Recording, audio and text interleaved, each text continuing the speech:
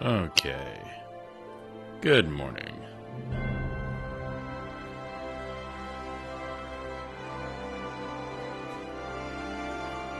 Everything looks great. Hopefully Google Fiber cooperates today.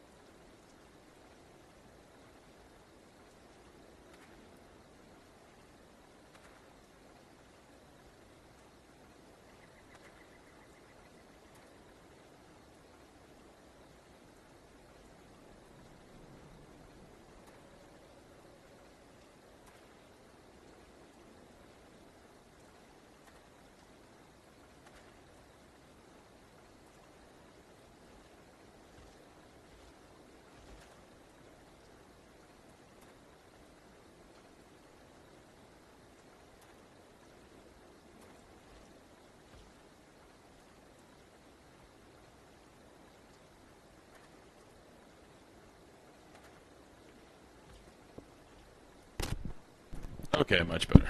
Okay, much better.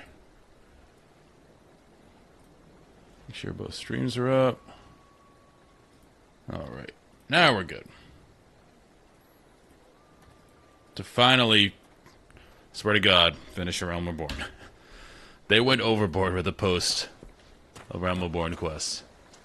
Because you come off this terrific high of defeating all of the primals, you defeat the Empire, then it's like, alright, well, we want to move the Scions now. And that takes 2 hours. Like 2 hours later, you're on a quest, and they're like, alright, we're finally ready to start moving. It's like, this is a little insane. And now we're sort of being, like, we're part of the bureaucracy now, trying to figure out what to do with refugees. Like, it's a little rough at the moment. I like the rest of A Realm Reborn, but this part is a little bit slow, let me just say. You've returned. Did you find my brethren? What of the twins? What happened? I see. Well, you had no choice. Better that a handful of them take a beating from you than the lot get butchered by the flames.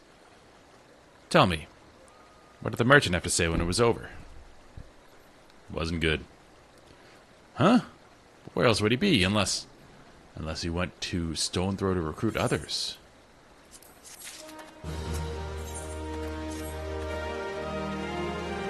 The merchant wished to approach the refugees in Stone's Throw, but was waiting until the flames withdrew their forces from the vicinity. Now that they have, there's nothing to stop him from continuing his work.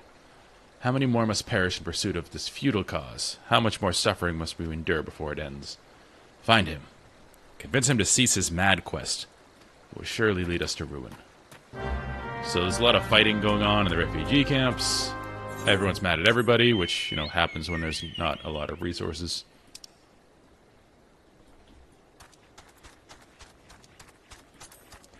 Looks like the syndicate was arming some of the people rebelling. Whole conspiracy going on. So it seems to me the syndicate is weakening the control of the Sultana to do the whole, hey look, our leaders are failing you. Turn to us, the money people. We have your best interests at heart. It's been done a few times in history.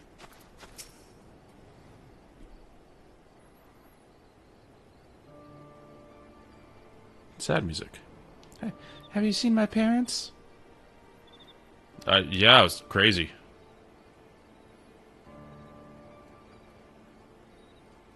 They told me to stay here with the others. They said they'd be back soon, but it's been days. They left with the man from Ul'dah. The man said they were going to change everything, make it so that we could live inside the walls with everyone else. I liked it when he said that. I didn't like it when he talked about making the rich people pay. Everyone looks so angry. So we got a communist revolution here in Ul'dah? And I got scared. Say, mister, are you looking for someone? Someone's stirring up trouble. You mean the man who left with my parents? But I don't know where he...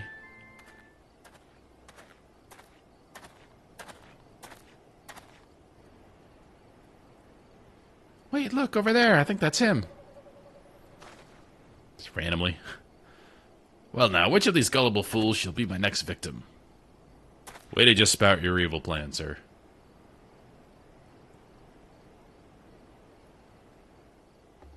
You, He's getting away. Get him, mister.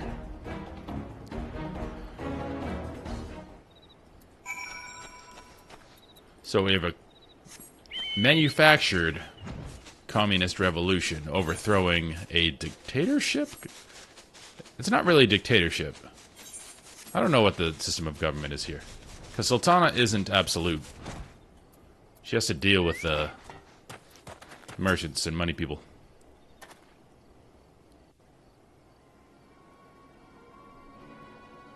This is the evil music. You again? Why are you pursuing me? Because you're kind of evil and taking people. Sedition, treason, revolution. That's preposterous.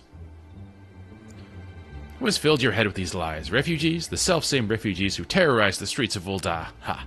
Yeah, those poor, dirty people. You have no evidence to prove your accusations. None.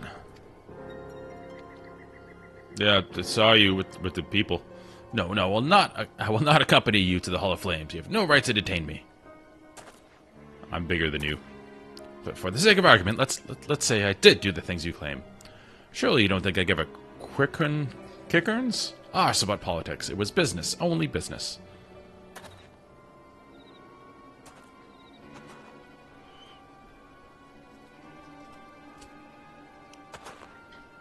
Sir. It's a lot more intimidating. Well, these scenes are a lot more intimidating that I'm a Rogadin.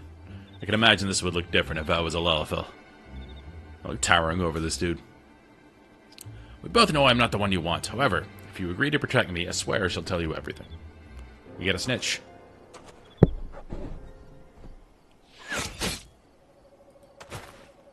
That's what happens to snitches. Well, this is a bit more than stitches, but get the drift. What's all this commotion? 7 hells. Tell the others to spread out and search the area. The killer may still be close. Cool eyes. Why, I oughta. I like the silent protagonist. Like, well, we speak sometimes, but we never actually see our words. But just through emotes, you can kind of understand the story. Hold, adventurer. I would know more about your relationship with the victim, as well as the events leading up to his death. This man was responsible for the recent riots. Mayhap we owe his murderer a debt of gratitude. You don't sound like a lawman. In any case, it is obvious that you are not the one we seek. You may carry on with your investigation, Scion. That was easy. Yeah, it wasn't me. I don't think it was you.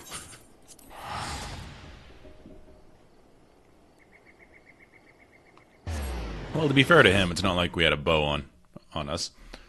But, you know, with my size and strength, I could definitely stab a dude with an arrow if I wanted to.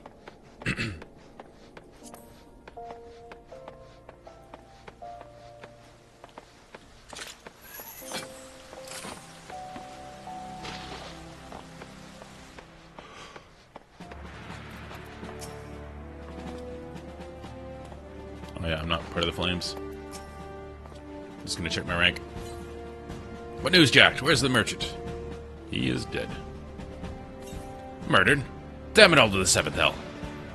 He was not simply murdered, Jack. He was silenced. Too many knew his face, and he was ready to divulge his secrets. Do not despair, though. We may be closer to identifying the true orchestrator of these riots than you realize. Sweet.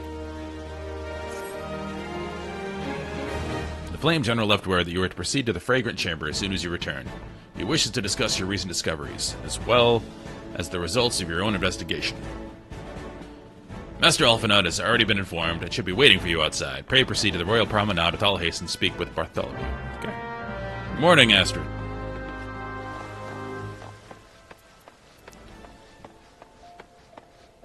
Royal Promenade. It's a bit earlier than I usually get online. I'm trying to finally get through this story. Because I swear, post, like, A Realm Reborn story is longer than, like, 40 to 50. It just keeps going.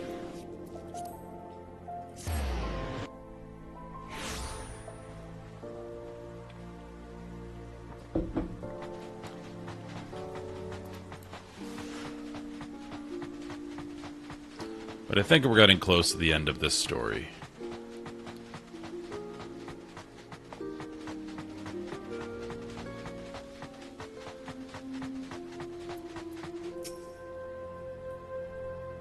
We have been expecting you, sir. Please proceed inside. Paladins do look pretty nice. Commander Swift has kept us Yeah, voice apprised acting. of your recent activities. You've made great strides towards quelling the violence. Despite our best efforts to determine what provoked this uprising, truth continues. He has the to perfect elude us. voice for his personality. Have you Yes, uncovered despite my... some No. light on the mystery?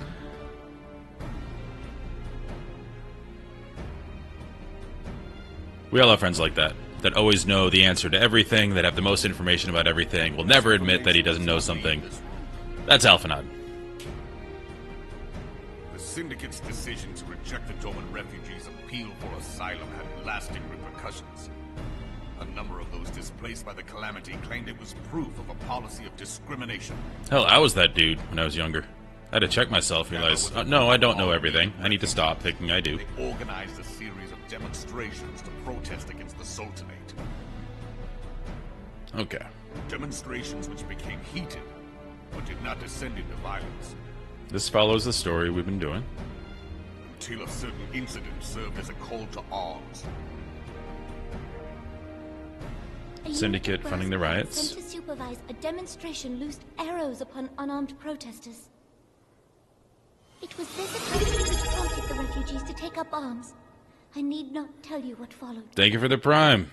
2 months in a We assumed row. at first that the attack Thank you, was Jeff born of a Bezos. miscommunication, when emotions run high. No, I appreciate it, man. But suspicions were raised regarding the unit's commanding officer, whom I ordered. You're my to first 2 month subscriber. Sure enough, our fears were soon confirmed. The dog confessed that a merchant had offered him coin to give the order. A merchant in the employ of Teleji Adeleji. Not Teleji. Teleji Adeleji. See? My thoughts exactly. But he spoke in favor of the Doman's cause, and has ever seemed sympathetic towards the refugees' plight. Why would he do such a thing? They do make Lalafels the most, like, cunning little bastards. I think they go out of their way to do that because they look like 8-year-olds. It is a So proposal to annex the Cartano Flats. they just make them Refugees assholes. may establish permanent settlements. When last I looked, that was disputed territory.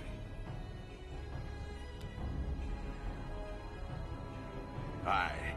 Some might even call it a battlefield. Look at that chin.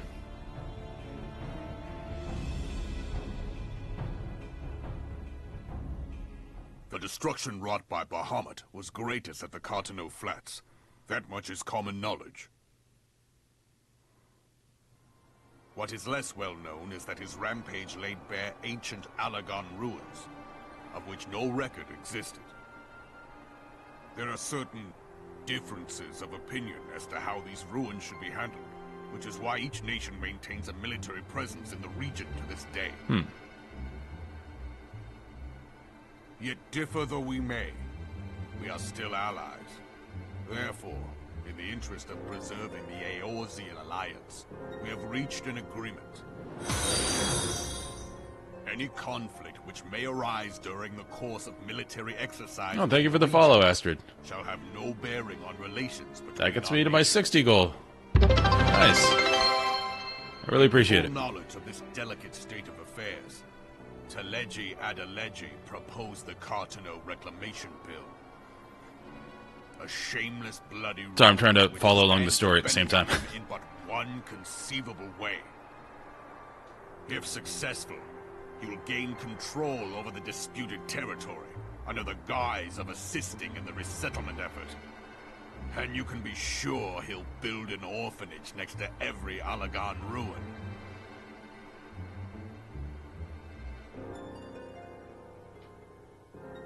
The man would threaten the unity of the Eorzean alliance and risk countless lives for personal gain. Even this little cutaway is a throwback to Final Fantasy VI.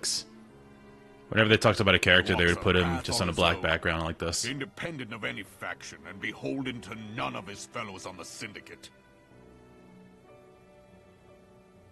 By inciting the less fortunate to violence, he hopes to convince others that the Cartano Reclamation Bill is the only viable solution. His sympathy for the plight of the Domans was not but posturing to gain credibility with the refugees. Of that there can be no... It's all coming together.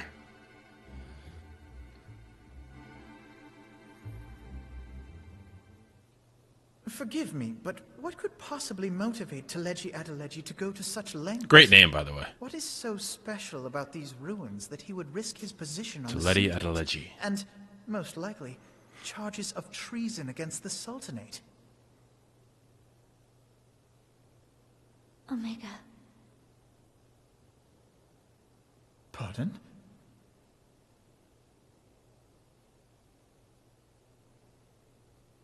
An Alagon monstrosity, not unlike the Ultima weapon. Mayhap larger, we know not. This is the It has yet to third be fully excavated. weapon like the Ultima weapon we found. Alagon inscriptions indicate that it was created to fell Bahamut himself. Last one was in the Crystal Tower. If accurate, it might explain why Nail Van Darnus chose to bring the Red Moon... Astrid, thank you for the Prime. Flats. Given the ends he went to ensure Aeolus... Very much appreciate it. Destroying the one weapon which could stay the Elder Primal may well have seemed like good sense. When first I bore witness to the power of the Ultima weapon... The fact that people I enjoy the took stream the makes me evidence of very my happy. senses. And now you tell me there is another such weapon? One which could contend with Bahamut. Because for me, Bahamut! streaming with only, even though I only have, a few watchers here and there, Ourselves. it makes single-player games a lot more fun. And there's a lot of others single-player games I want to do now that I have, a small, modest audience, but it's a lot more fun with people that enjoy the games as well. More than a tool of war, having long since ceased to function. As such, its true potential cannot Oh, you're welcome. be gauged. Hope work isn't too terrible. However, if someone were to restore it, as the Garleans did... Sorry, I don't with want to talk the over the weapon, cutscene, but... I have little doubt that he would wield untold power. So basically, Power enough to subjugate Uldar like as not. the Syndicate knows there is a super powerful Allegan relic there, That is why Teleji Adeleji yearns to have it. which is why he wants control over that area. That he should aspire to world domination. He who has ever walked 2 paces behind Lord Lolorito in matters of commerce. And they've swapped out the voice actors already. That is not Nanamo's original voice actor. Acknowledgement of his own limitations that he seeks this power. Woe betide us all should we allow him to have it. I think Roban's the same. Alphinaud and the Sultana are different. Pray waste no time chasing rats. She's much Only better. a fool would believe that secrets can be kept in Uldar. It would seem the implications of the Sultanate's refugee problem are rather more And Alphinaud's far-reaching voice, than this. new voice actor, is perfectly douchey. It would seem. That's what I get from him. I don't know if that's a common sentiment. His sister is awesome. Because she feels, I think, the same way I do about him. Like, early on, when you go to all the celebrations that they have, or all the, I think it's the memorial services you go to in all the cities. Of course, you know, while they're making their speeches, Alphinaud is providing, like, you know, armchair quarterback commentary. That's not what happened, blah, blah, blah. And he's doing all that, he's going on and on and on, and eventually, like, at mid-sentence, Alizé just walks away. And Alphinaud's like, okay. She's just done with him. That's why I like Alizé. I need more of her. Which is why I want to do the Crystal Tower, but I haven't been able to find a group yet to do it unsynced. I mean, not synced. Because I want to at least see some mechanics. Not Crystal Tower, Coils. Because I know that's a lot of their story in Coils. Oh, Alfie's the same one? Okay, then I'm incorrect. But maybe he's getting better direction now. Because he's embodying the character a lot better.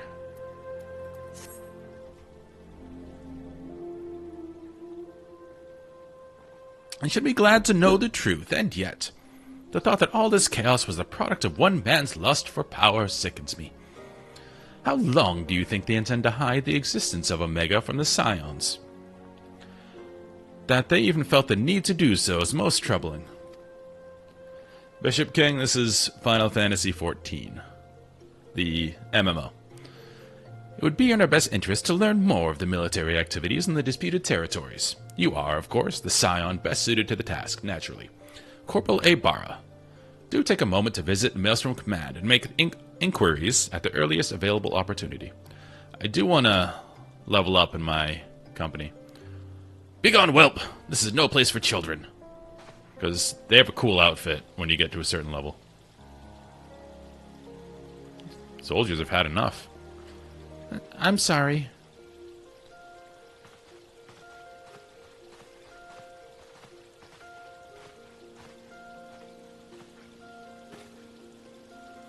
I went looking for you, mister. You said you were looking for the man who left with my parents. You know this girl? It's a whole thing. Parents left. Tricked by a merchant. So he visited Stone Throw as well, I see. Did you find the man? Were my parents with him? They were not, I'm afraid. However, I can think of several places they might be. If you like, we can go and look for them together. Rare W from Alphinaud. Really? You'll help me look, mister? Of course, but first, I must needs finish speaking with my friend. He's telling me a secret, you see. So one else is allowed to listen. Mayhap you could wait for me by the pillar over there. We require but a moment. Okay, mister, I'll be waiting. I'll take her to the quicksand. Mayhap Momodi will know what to do. A legion of Garleans, an aether-starved primal. Even dealing with an Ascian would be preferable to this charade. Charade. He would say charade. Sometimes I fear Minfilia is too ambitious. We rush hither and yon in response to threats as they arise, without concern for the strain it places on our limited resources, and ourselves. Mayhap the time has come for a change. Oh, you talking about kicking Minfilia out? How dare you? Jack, this is Minfilia. I know this is sudden, but I must ask you to return to Revenant's Toll with all due haste. The situation in the Twelves Wood has taken a turn for the worse. I will explain in detail once you arrive.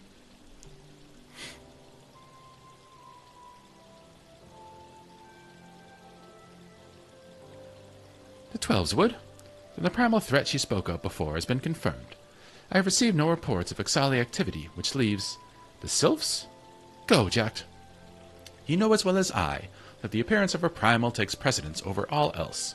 Oh, and when you arrive, do inform the antecedent that while I am grateful for her concern, she needn't fear for my safety.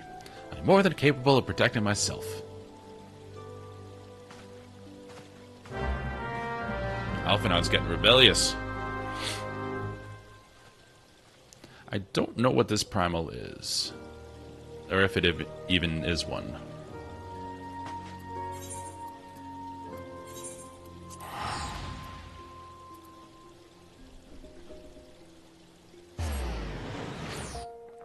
Yeah, the other primal I haven't done, the only ones I haven't done, only instances I haven't done, is Coils and Odin. I could not find an Odin group either.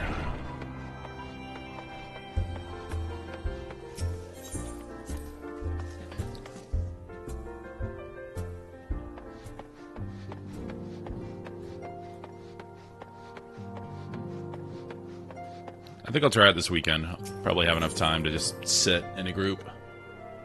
Get enough people. Coils is the big one, because there's a lot of story there. It is a relief to see you healthy and hale, Jack. The latest news from Ul'dah was most disturbing. It's kind of crazy. Syndicate's going wild, causing riots. Clearly, the only injury Alphinaud suffered was to his ego. Doubtless it will heal ere long. That's why Minophilia my girl. Throwing shade at Alphinaud. The other scions will need to be present for this meeting. If you are ready to begin, I will summon them now. It's like the writers knew the reputation Alphinaud had in ARR, and when they did the post-content, they brought it up.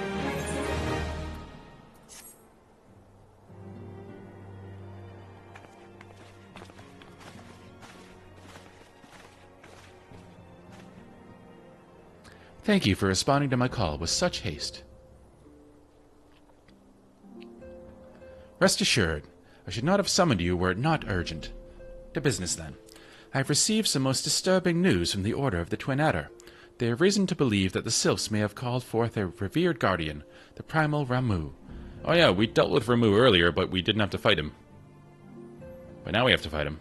I'm sorry, may have. Then it is not certain. The other Seedseer informs us that the elementals themselves murmur of the Lord Levin's return to the forest. The Sylphlands, however, display no signs of undue commotion. Forgive me, antecedent, but the fact need not contradict the elemental's testimony. Unlike his more bellicose compeers, Garuda and so on, Ramuh is reputed to act only in defense of his children. I imagine he would soon make his presence known if any were foolish enough to directly endanger the Sylphs or their territory. The abruptness of this development concerns me. Were we not keeping a close watch on the Touched Ones and their movements? If preparations for a summoning ritual were indeed underway, it would surely not have escaped your notice. Oh, it didn't. I was pretty sure it was going to happen, just not this soon. I beg your pardon. You foresaw this eventuality and did naught to prevent it? I told Papayimo I suppose I could have reported things to Minophilia earlier, but there honestly wasn't much we could do except wait and see. You know how the Sylphs feel about people poking around in their territory. They already summoned Ramuh once, and right after the calamity, but that was because the Garleans came tramping through the forest. And so long as Castrum Orient stands, the Sylphs cannot be blamed for wishing to have their guardian deity at hand. In short, Ida and I are in agreement. The actions of the forest folk were inevitable and unavoidable. These two are the best duo. Papayimo and Ida. And I maintain that observation would have remained the best policy had it not been for the sudden influx of strangers into the Black Shroud. That, alas, we did not foresee. By all accounts, the recent violence in Ul'dah drove a number of refugees to seek safety under the concealing canopy of the trees. Makes sense. It is like that the Sylphs perceive this panicked migration as yet another invasion and quicken their efforts to summon their god. I am put in mind of Titan and the kobolds. Once again, it is the affairs of men which have paved the way for the Primal's coming. Indeed, one cannot help but wonder what manner of place Eorzea would be without the civilizing influence of mankind. Be that as it may, this regrettable development does afford us a unique opportunity. Jack, through your dealings with the sylphs of Little Solace, you once succeeded in preventing an untimely conflict with Gridania. I wonder, might one who has treated with the sylphs so fruitfully in the past not achieve similar success with their patron deity? If Ramu can be convinced of our intentions, it may be the first step to breaking the cycle of primal summoning. A fond hope. Were such a thing possible, we would not have been at war with the Beastmen since time immemorial. But maybe this time we can... Let us continue this discussion anon. We must needs first consult with the nation most affected by Ramu's presence. The Elder Seedseer has requested your personal involvement, Jack. Pray report to Commander Hailu at the Adder's Nest as soon as you are able. Steel yourself for the worst. While I hope for a peaceful resolution to this matter, experience suggests that your meeting with the Lord of Levin will prove less than amicable. In such an event, your fellow scions will of course lend you whatever support you require. Yeah, post-ARR is basically a visual novel. It wouldn't be so bad if they intersposed more gameplay, but it's just... reading. And the story isn't bad. It's just you need some breakup in here.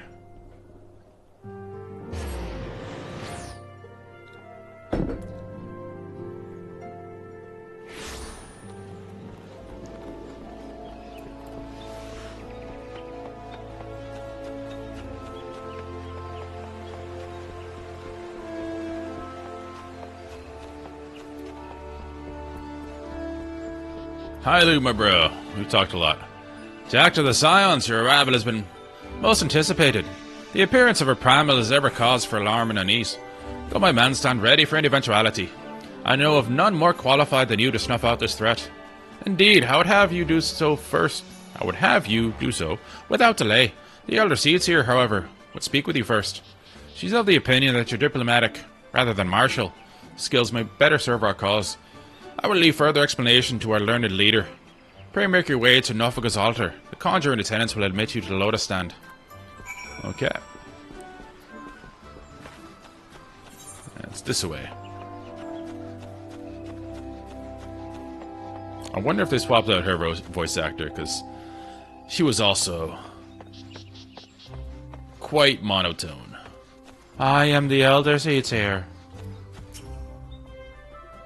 The other Scions have already arrived, sir. May I show you in?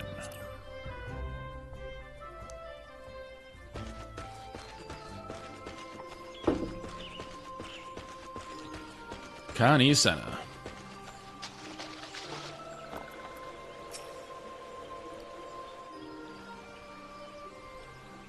Scions of the Seventh Dawn, on behalf of the people of Gridania, I bid you welcome.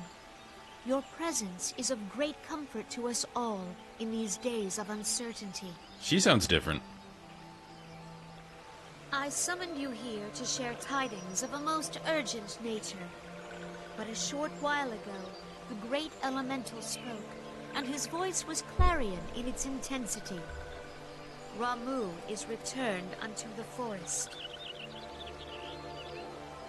Scarce had his words ceased to echo in mine ears when we were visited by an emissary from Little Solace.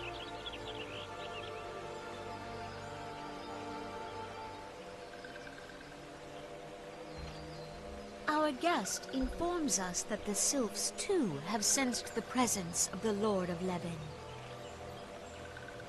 Though his exact whereabouts remain unknown, we may safely assume that the Primal was summoned within the heart of the Sylphlands. Yeah, either they swapped out the voice actress or they gave her a different Unlike direction. the other Primals you have encountered, Because she was monotone before, is no always. aging avatar of destruction. He is revered as much for his wisdom as his strength. This is much Serving better. as both arbiter and guardian to his children. Given that we and the Sylphs found a way to share the Twelve's Wood, it is my hope that this sagely immortal will be amenable to reason, and that conflict may be avoided. Blessed as you are with the power of the Echo, you are one of the few among us who may commune with a primal without fear of influence. I would ask, therefore, that you represent us in this most delicate of negotiations. The Twelves Wood has suffered enough. Upon this, we and the Sylphs, and I would venture Lord Ramu himself, are in perfect accord. Let us not endanger our shared home All makes sense. by engaging in unnecessary hostilities. Dear friend, I beseech you, safeguard the peace which exists between our peoples.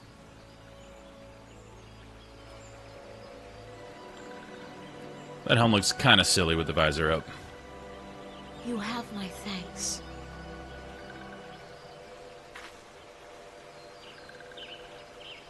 Pray make for little solace, then. A member of the Order of the Twin Adder awaits you there. He will advise you on how to find the Lord of Levin. I wanted to hear what the sylphs sound like. I don't get any voice acting. An ill wind blows through the forest.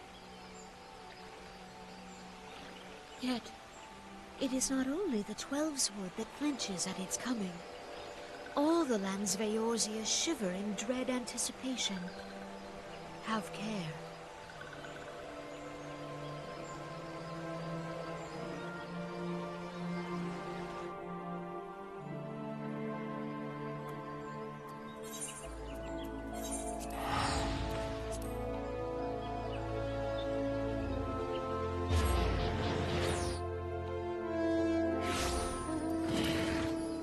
Let's take my helm off. Put my bow on. We're out in the wilds. Bow's the coolest weapon I have so far. It extends when you take it out. You can punch people with that too.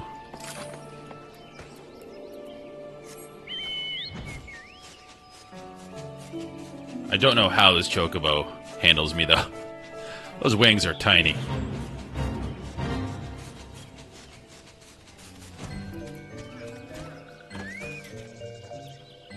What's up, Emma?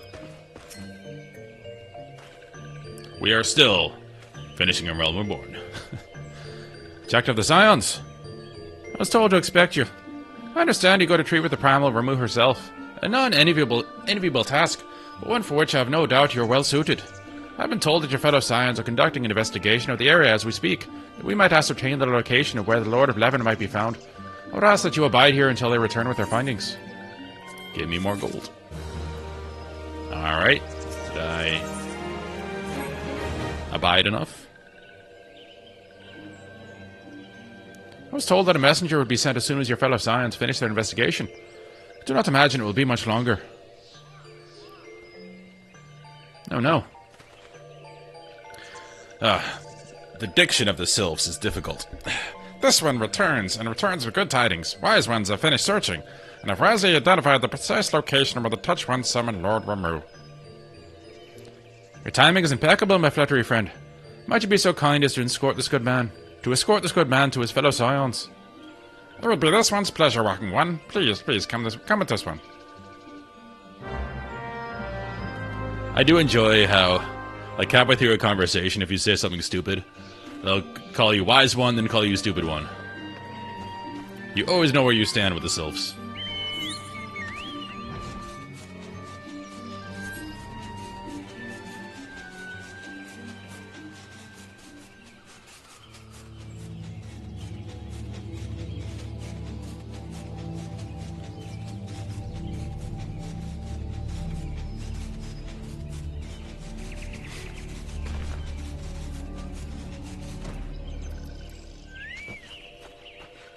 This looks interesting. Wise ones have ventured deep within the Southlands. These ones must proceed carefully and keep an eye out for touch ones.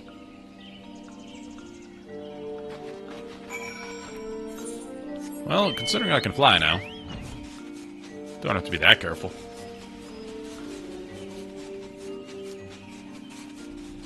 The benefit of flying, you get places quickly. The downside of flying, you don't really interact with the world much anymore. It's a problem WoW has tried to deal with for a while, to varying success. This one is most sorry, but this one can go no further. Draw too close to Lord Ramu, and this one may turn mean and nasty like the touch ones. And so this one must say farewell for now. Walking One will find wise ones not far from here to the south. Go in safely, Walking One. This music.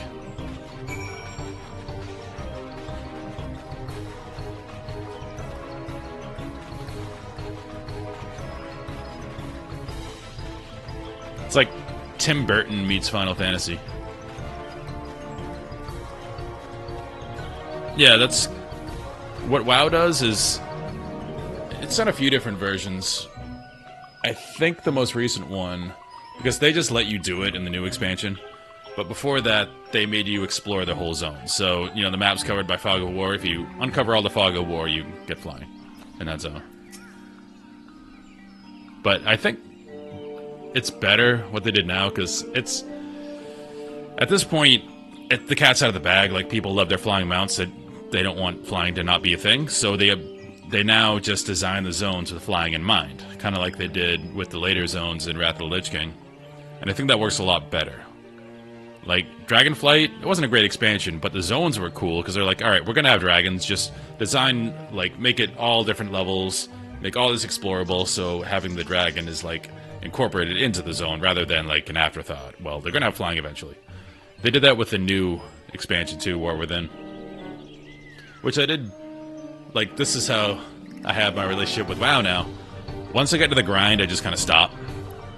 But I do play the new content, because it's cool. Like, the art is still amazing. The story's kind of crap now, but the art's still amazing, the gameplay's good, and it's cool to see the new zones, and then I stop. But, yeah, they definitely incorporated flying into the, like, ground-up design of the zone, rather than, like, making people experience our content first, then we'll let you fly.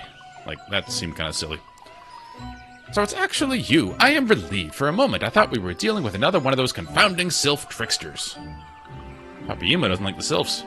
I swear, with them wreaking havoc with their skin-changing magics, it's a wonder I was able to finish taking my measurements. Yes, it was quite the ordeal. You should have seen the look on Ashtola's face when the one impersonating you suddenly showed up. That's quite enough, Papayimo. Ahem. My apologies. It's not like me to ramble so. That's funny. If you start the conversation in an awkward place, then it just goes on with you there. Papayimo looking over his shoulder at me. At any rate, as I was saying, I have finished measuring etheric activity in the area, and I'm pleased to say I've reached an indisputable conclusion. To wit, that Ramu was called forth in the vicinity of the Sylph's Aetherite. Come, Jact, the Lord of Levin awaits. Again, great music. Oh, I don't want to kill you.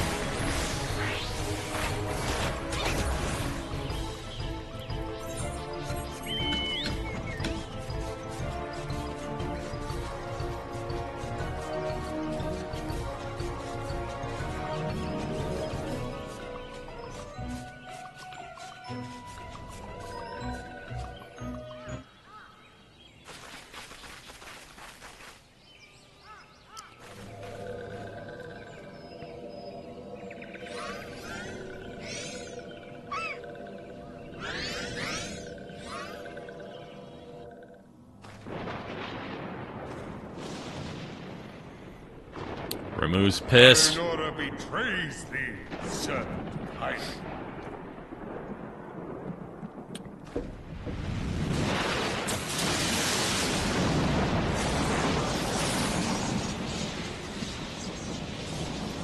I've summoned you a lot in the Pixel games. Here's a lower level summon in 5, interestingly.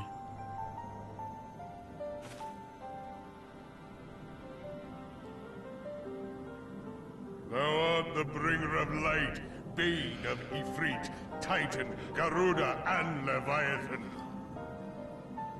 Yep, that's me. I am Ramu, guardian of the children of the forest. An excellent beard, sir. Thou tramplest upon sacred soil. Tramplest.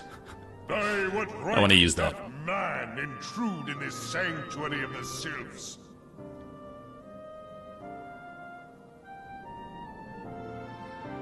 The Gridanians proffer peace? Their words are born of delusion, thine offer an insult. That was a quick judgment, sir. Thou speakest of harmony, yet carest naught for my children's desires. They did but wish to dwell beneath these boughs in solitude. Yet even that was too much to ask of man.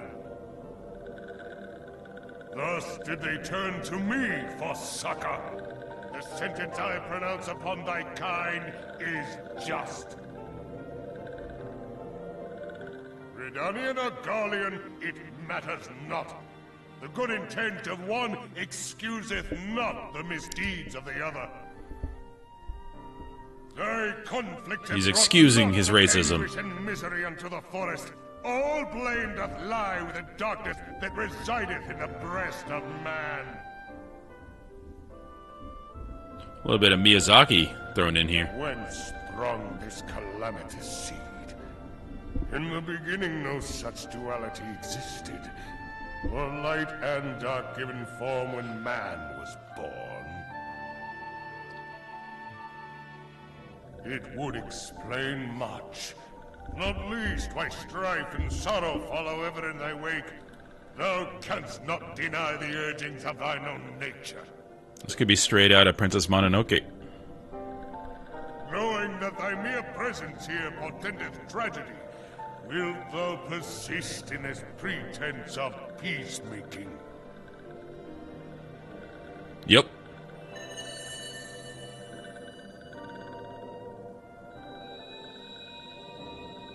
Thou bearest the crystal which I bestowed upon my wayward charges.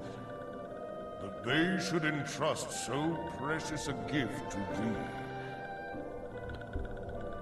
Thou standest apart from thy kin. Thou art the bringer of light, aye. But there is something more in thee. I don't know if you knew this. I'm the main character. Very well. I shall consider thy proposal. Should have led with that. Shouldst thou survive my trial.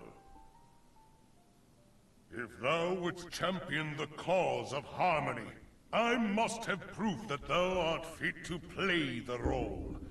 Wither mine ire, and prove to me thereby that thou hast strength enough to stay Alright, so we get to fight him. the darkness which threateneth to consume thee.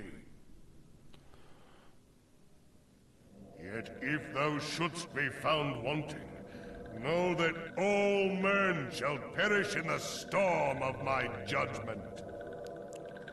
First time I heard that phrasing, found wanting, Old English phrasing, I think was in A Knight's Tale. You have been weighed, you have been measured, and you have been found wanting. Come to me, bringer of light. I shall await thee Now I want to on watch the that movie field again. of battle.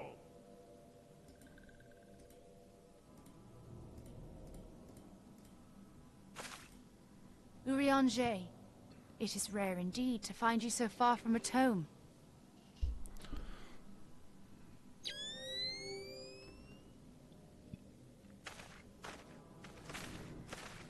The Lord of Levin himself. Never till this day had I looked upon his visage, save in painted renderings made faint by time. Ever shall this scene remain etched in my mind's eye. Urianger is kind of like the brown Aja in Wheel of Time, if anyone knows that reference. Seems like he doesn't care about anything going on, he just wants knowledge. However he gets it, beg great. thine aid on a point of research. If thou art resolved to face Lord Ramu, I would ask thy leave to observe the event.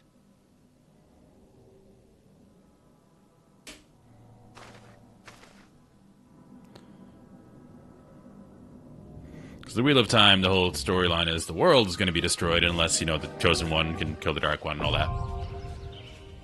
But the Brown Aja, they're like, yes, the world's going to be destroyed, but there was this really good book I wanted to find. Can we do that? Alright. Let's do this as a tank so we get an easy Q.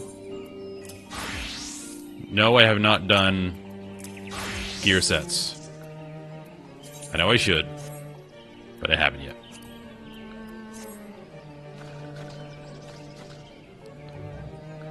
I do love my warrior outfit, though. I have the alternative outfit as well, but this one just speaks to me. And this axe. Because it looks like a staff until you take it out, and it BAM! Blades come out. It's pretty cool. Alright, anyway, that's cute.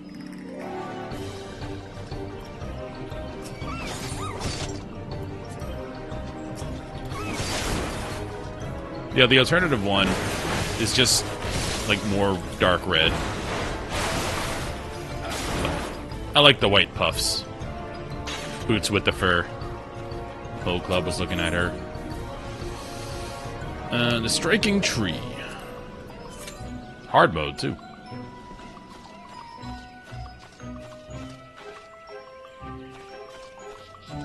I'm gonna go do that while we're waiting.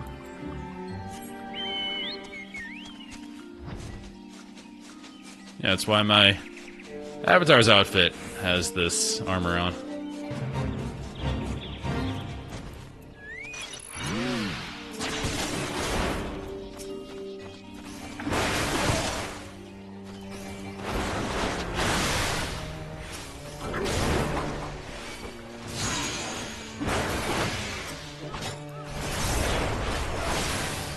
Oh, you want to come heal? Sure. Let me... Duty Finder. Gotta withdraw first, because that's how this works.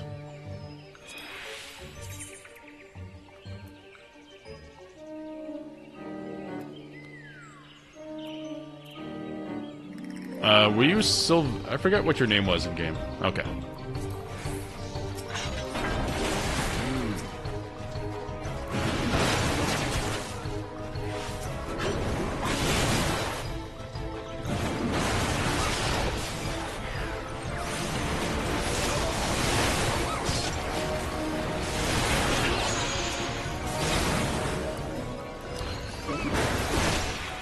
Well, that would make entirely too much sense.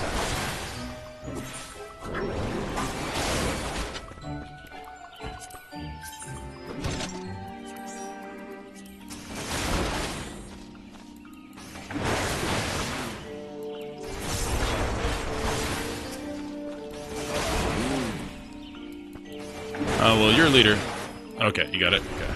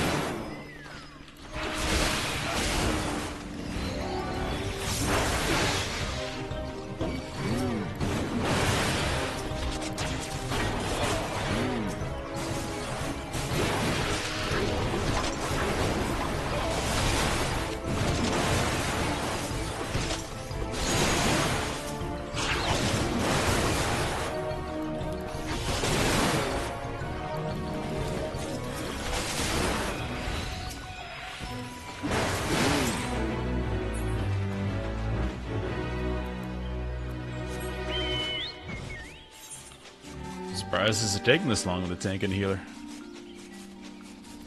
With the first time bonus, too.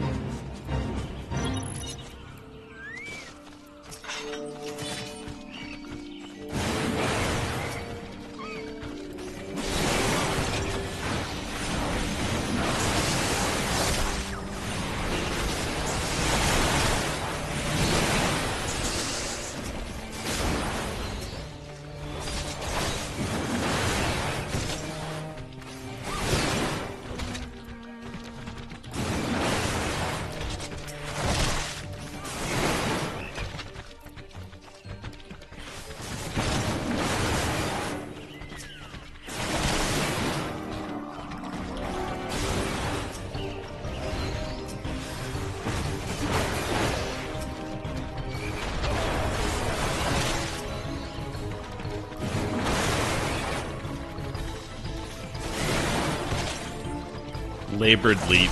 What an attack. Poor guy. That's all he's got.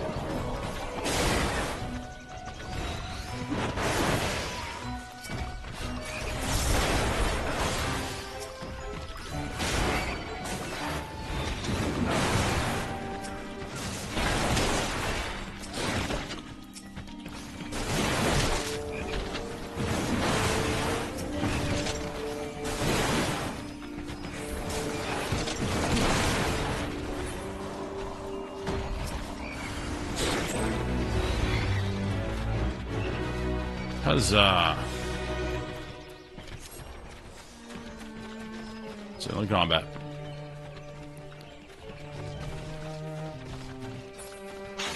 Oh, we got a DPS. Getting there. Still in combat.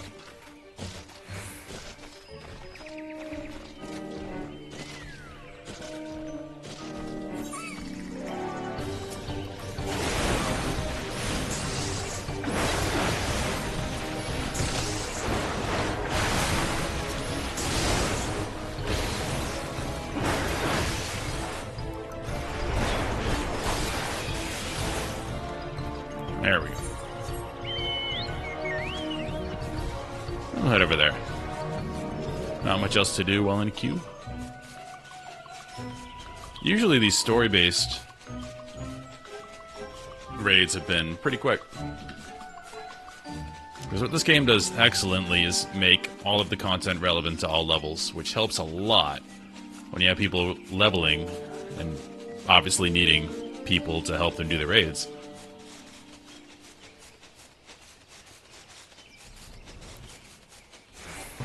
Like the Alliance raid, the Crystal Tower, was awesome. Because it wasn't that too hard, so newer players wouldn't be put off by it, but it gave a really good approximation of what a raid is. And how fun it can be.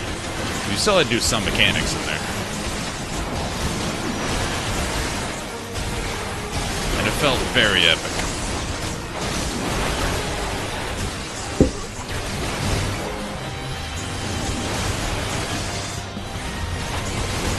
These guys are actually hurting.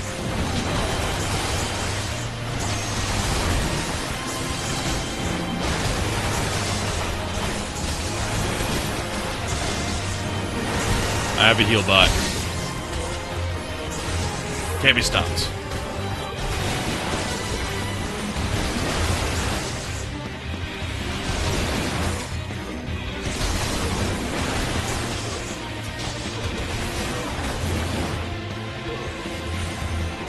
Oh.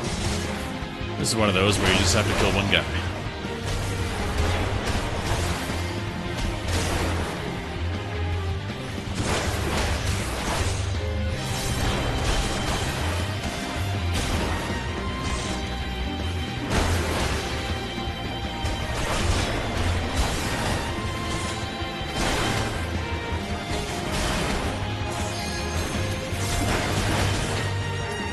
I have time. Bump, bump, bump.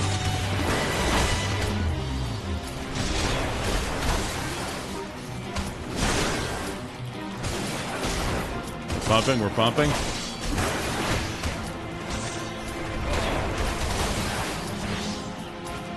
Duty complete.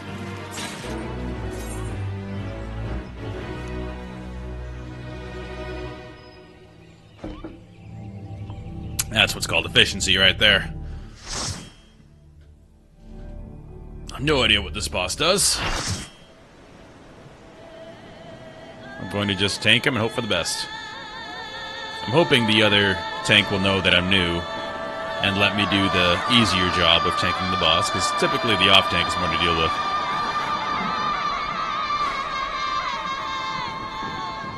They got the lady from Troy. Music.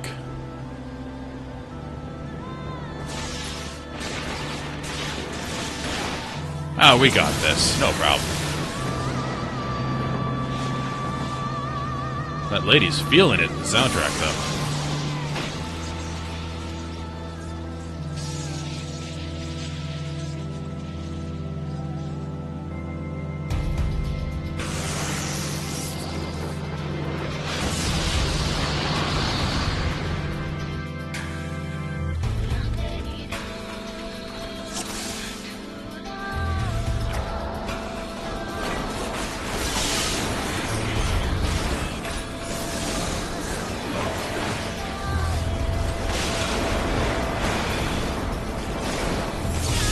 Hope he doesn't ton off me.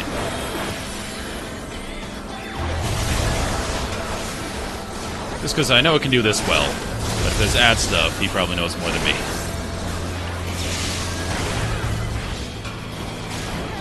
Thunderstorms, that's for the DPS. What else we got?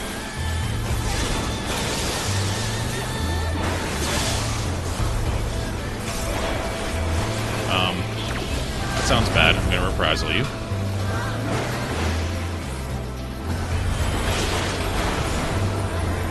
What are these for? I don't see any debuffs.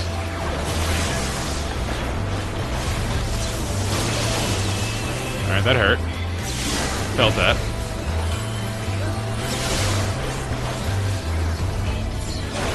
Thunderstorm, that's for DPS. Prove that our words are no more than empty banter.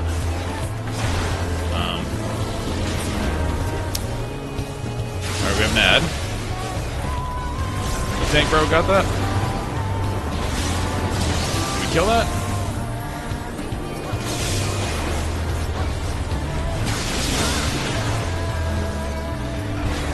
I'm gonna kill it.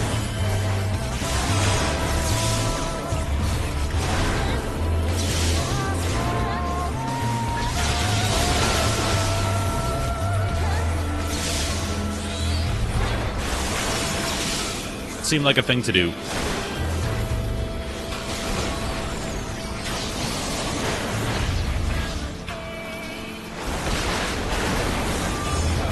Alright, no damage. Wait till the end. They got it.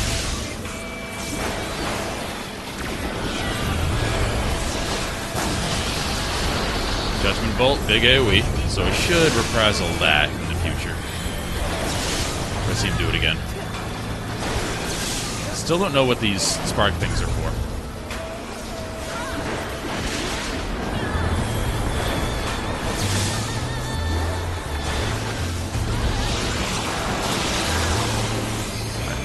That's big damage on me. Chaotic Strike, I don't know what this is.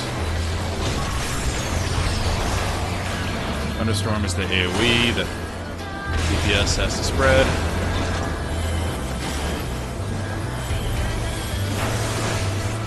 The AoE again.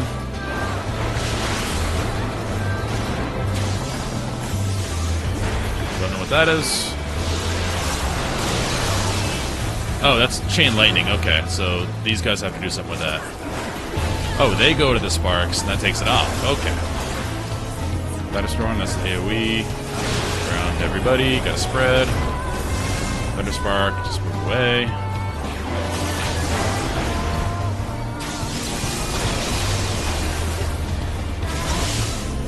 Don't know what that was, but it really hurt. Just gonna pop defensives because we can, and the fight's almost over.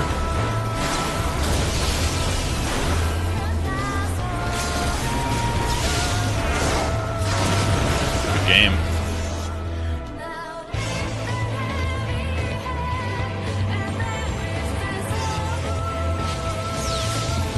That'll be a fun fight, extreme mode, because it's so cramped. Assuming the AoEs get way more extreme than extreme mode.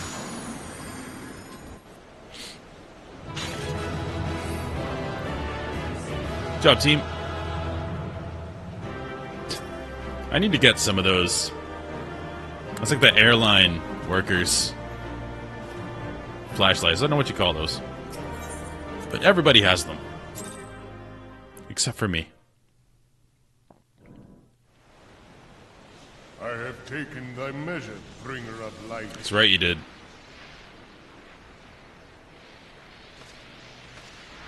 I am Batman.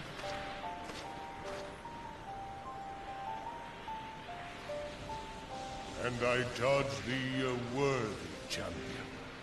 The task of excising the sin that hath taken root in man's heart is thine. My mind works in weird ways. This reminds me of Watership Down. Not from employing thy strength in service to the forest. If you've never seen Watership Down, the animated version, like hungering shadows, the sun enemies of harmony gather, and talks to a rabbit. but feed them. And the voice is very reminiscent of this. Don't watch the movie, though. You'll bawl your eyes out. It's very sad. It shall be by thy guiding light alone. Stray not from the path, for if thou dost, thy... Oops. Thy people something. Yeah, Watership Down. It's one of those Thou hast slain the 70s/80s a regrettable act. quote-unquote kid movies. That is definitely not a kid's movie. It's violent as hell. In witnessing thy struggle, And it's all about death. the truth hath been revealed unto me. Told through If rabbits. I mistake not, it may yet prove a chink in the eternal armor of the Ascians. But let us conclude our present business. I shall expound upon my findings at the Rising Stones anon. Expound away.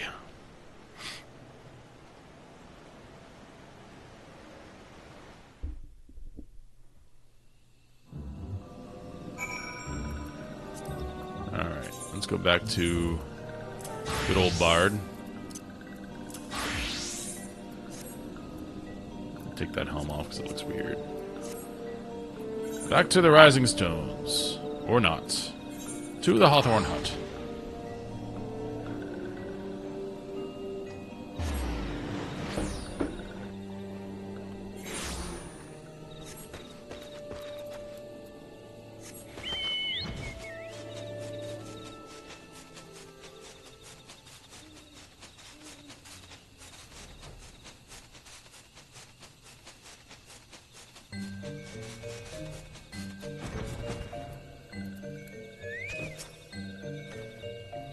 Doctor, you have returned.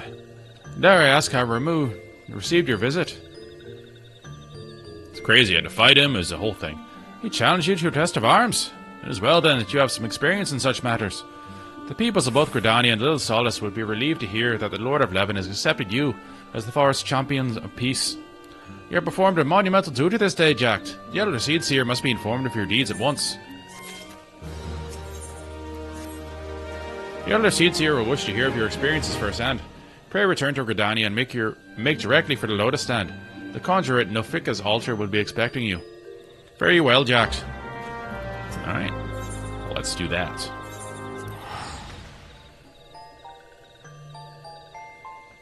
We're getting more voice acting. Now that we're getting towards the end of the story here. Oh, you have fun as well, Emma.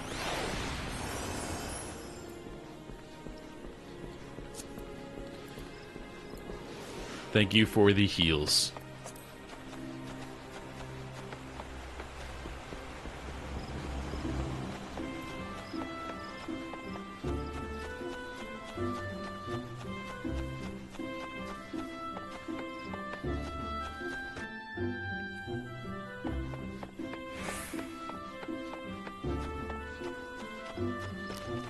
What is this one? Conjurer's Guild. Look what I just ported here. Welcome back to Honored Scion. We knew of your mission who knew of your mission have been most anxious to see you return. The Elder Seedseer awaits you within. Oh, they're from the store. Oh, okay. Well, everybody has them, so... Now I want them. You are returned to us, dear friend, and none the worse for bearing the heavy burden That's that right. I did press upon you. Most glad am I of this. I am informed that your efforts to negotiate a peace with Lord Ramu ended in conflict. Pray tell me. It wasn't what conflict, it was befell? more of a test. It's crazy, the soundtrack was going on, this lady's Ramu yelling in the made background. trial of you? I fear there is truth to his claim. It is the darkness within us that attracts the darkness without.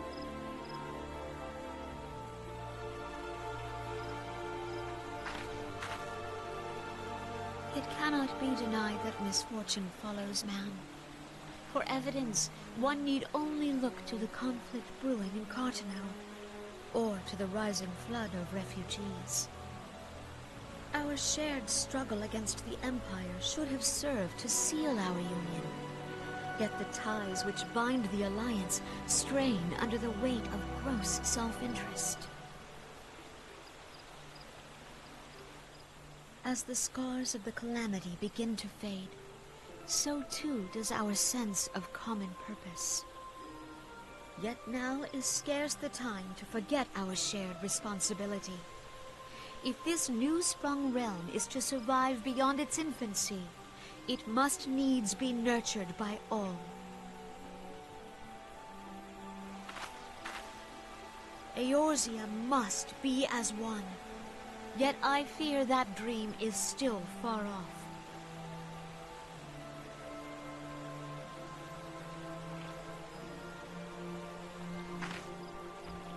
On behalf of the people of Gridania and the Elementals both, I thank you for all that you and your fellow Scions have done. She's much more engaging to listen to now.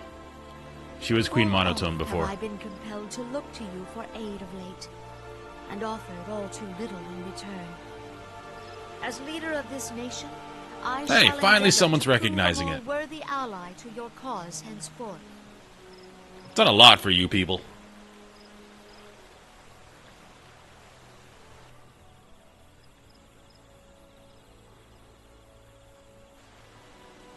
Lord Ramu has departed, yet the keening of this ill wind grows no less insistent. Voices of the forest, pray speak and I shall listen. What unseen evil begets this unease in my heart?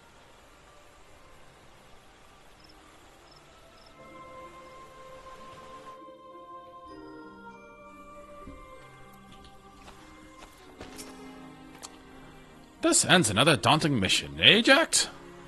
I'd hoped Lord Ramu could be persuaded with words alone, but nevertheless, I can only admire the adroitness with which you... Great word, adroitness. With which you responded to the primal sudden challenge. And it seems to me that Urianger, too, was pleased with the outcome. What say you, Jack? Shall we gather back at the Rising Stones and ponder the lessons of the day? No. We pondered for like 8 hours. Time for action.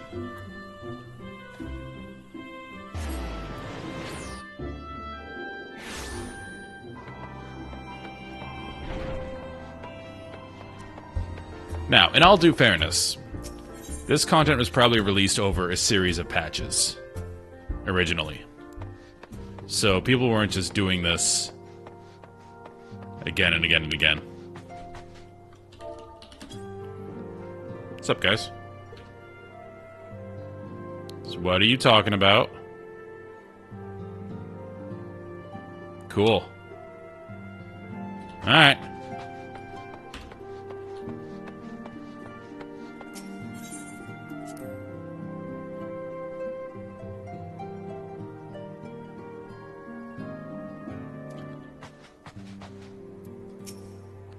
Welcome back, Jack. Word of your momentous encounter with Lord Ramu precedes you. I would fain share news of mine own, but Urianger discoveries must take precedence. Upon witnessing your defeat of the Lord of Levin, our learned companion was struck with a profound insight regarding the nature of the Ascian's immortality. Let us assemble and discuss his observations together.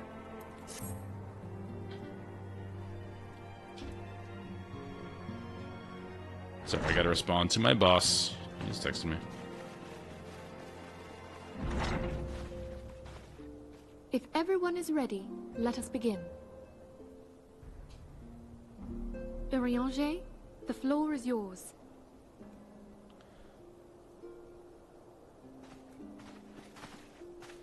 As all here assembled now know, in its final hours as our Order's headquarters, the Waking Sands did play host to a most unexpected visitor. I speak of the Ascian clad in white, Elidibus. Unwelcome though his presence was, his words that day did serve to confirm a truth long suspected, that the Ascians are eternal beings, to whom physical destruction is as a temporary inconvenience. In the intervening time, Urianger and I have striven to discover a means by which the Ascians might more permanently be slain. and 'tis my belief that we have found the thread that will allow us to unravel the twisted skein of their existence. In the moments prior to Leviathan's most recent manifestation, the Sahagin elder who summoned him was observed to undergo some manner of ascension. The etheric readings taken by Y'shtola I remember that. at the time of this transfiguration have proven most enlightening. The disruption to the flow of ether was sudden and dramatic. So tangible was the agitation, I scarce had need of my goggles. The significance of Y'shtola's readings might better be understood in the context of Y'shtola? taken at the instant of the Lord of Levin's demise.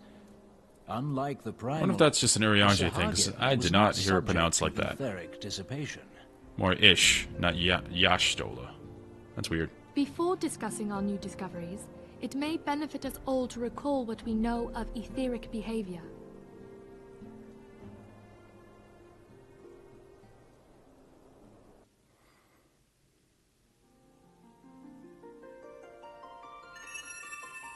Let us begin at what some might call the end. When we who dwell in the material realm die, our spirits dissolve into the flow of ether and are returned to the ethereal realms. This is pure exposition, but this has to be done. Like, we have to know how this works. The restless energy which suffuses that plane streams back into our world, giving rise to new life. So we're returning to As Gaia. the heavens did decree, the Basically. way of all mortal souls. Twixt this world and the next do the ethereal currents swirl, bearing the very essence of life. Thus doth the cycle of birth, death, and rebirth continue unabated. Urianger is almost Sean Bean. If he put a little more Welsh in there, Primals behave somewhat differently. he'd be Sean Bean. In order to manifest and then maintain a physical presence in this realm, they must consume vast quantities of ether, most often in the form of crystals. Though they may seem to live, their flesh is but ether given shape. So it's like summoning a demon, got it. They don't actually have their full body Thus, in the a real defeated world. primal leaves behind no broken corpse. Rather, the essence of its form seeps back into the land whence it came, and the energy of its shattered spirit is called back to the ethereal realm. Following? There it waiteth, till next the prayers of the faithful do draw it forth from the sea of ether, to take their offering of crystals and make for itself a new body.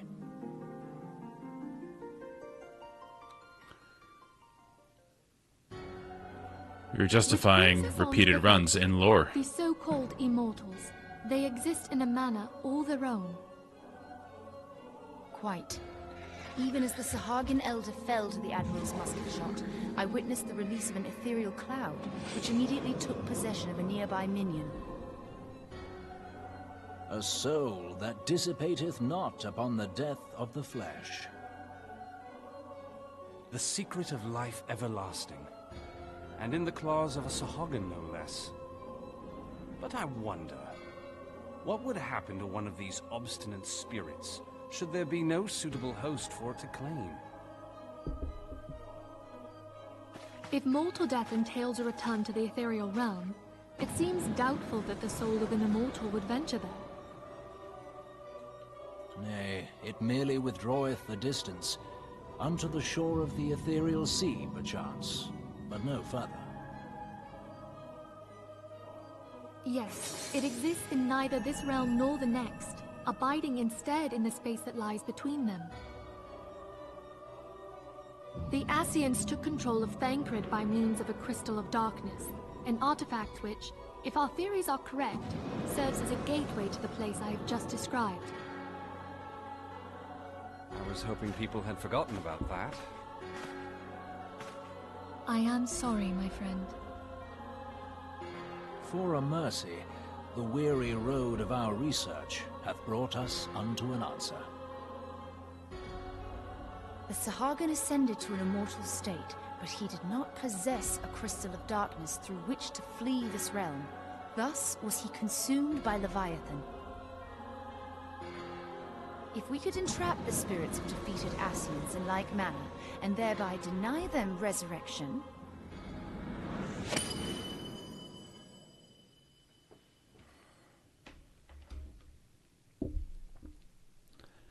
That was very Final Fantasy VI. The screen goes black and they talk about stuff. Path to victory. Thou art most perceptive, my lady. Only when we have trapped the bodiless soul within an ethereal prison can we hope to defeat its unnatural constancy. Thus might even an eternal paragon be consigned to oblivion. These feats are, of course, far easier said than done. At present, we lack a viable means to entrap and extinguish an Ascian soul. Yet, I believe it to be possible. The pieces of the puzzle lie before us. We have but to put them together.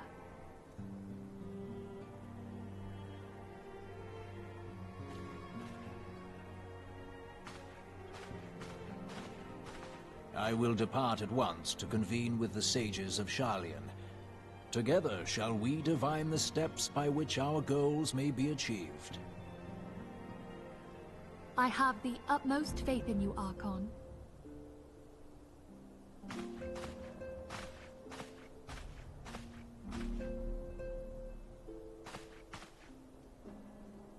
Beg pardon, antecedent, but I would raise one final matter.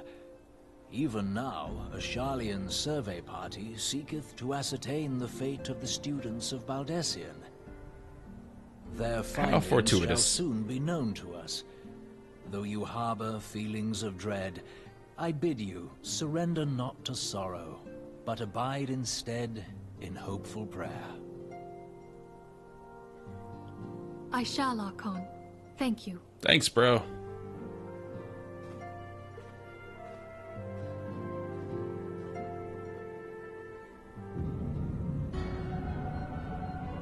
Spooky music time.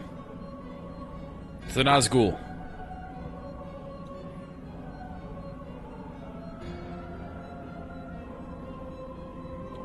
The Lord of Levin has returned to the Ether, as was Leviathan before him. Ramuh's acquiescence was most intriguing. Inferno, Vortex, Crag, Whirl, and Levin. All now have been humbled by the bringer of light. That's right. The limitless power of man, Hydaelyn's servant, grows mightier by the day. Yet he prospers at great cost to his mistress, whose strength is all too finite. 7 times have the masses survived the rejoining, but their souls have grown weak and wane. Yet even as it enervates, the ardor empowers our master. All that remains is to nurture the strength of the gifted, to forge the final key.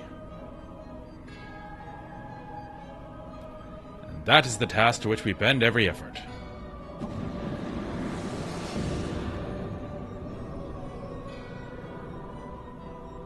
Divine seeds were ever wont to quicken in Erosio's fertile soil.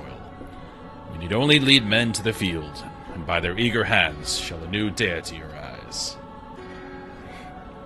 That which was shattered shall be made anew. The one true God shall come again.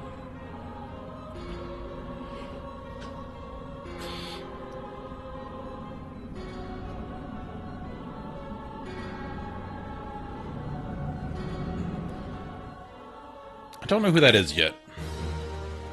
Assume it's not Bahamut.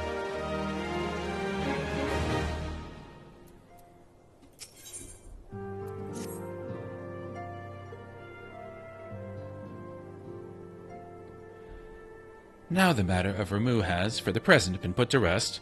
There is something I would show you, Jack. It is a letter of thanks signed by the leaders of the Eorzean Alliance, acknowledging the Scion's tireless service to the realm. It mentions, in particular, the names of all the defeated primals: Ifrit, Titan, Garuda, Good King Mughal the 12th, always have to say his full name, Leviathan, and now Ramuh.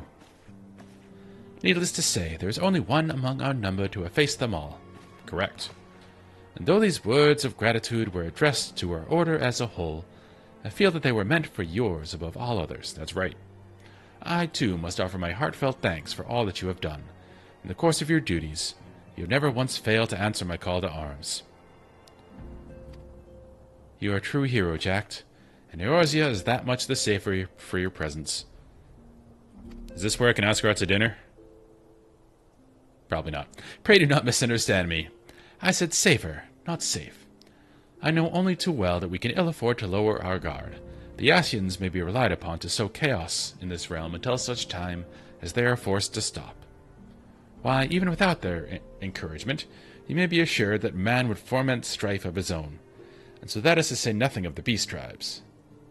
Unless we learn to live in harmony, the primals too will return to plague us again and again and again. And yet, despite all of this, your deeds serve to inspire the people, to give them hope for a better tomorrow, and there is no greater gift. So about that dinner. She's not buying it. That we have the courage to strive for what might otherwise seem an impossible peace, we owe in no small part the dangers you have faced on our behalf, and the people you have won over to our cause in so doing. Our list of enemies has ever been so long. But think of the allies with whom we are now blessed. Of the sylphs of Little Solace, who wish naught of conflict. Of Alice, who strives to unearth the terrible secrets of the Calamity. Yeah, I want to do this. She's heavily involved in, like, the Coils raid, but I haven't found a group yet. And then there is Sid and the Fellowship of Noah, racing to unlock the mysteries of ancient Alag, that we might be spared the horror of another Ultima weapon. Of course, when speaking of our greatest allies, we must not forget those closest to us, by which I mean our fellow Scions. Thanks to their many and varied talents, our order is uniquely equipped to combat the far-reaching corruption of the Ascians, and combat it we shall. Your enthusiasm is truly heartwarming, antecedent. Given our embarrassing wealth of allies, I trust it will not inconvenience you if I unduly absent myself for a time. Who's this?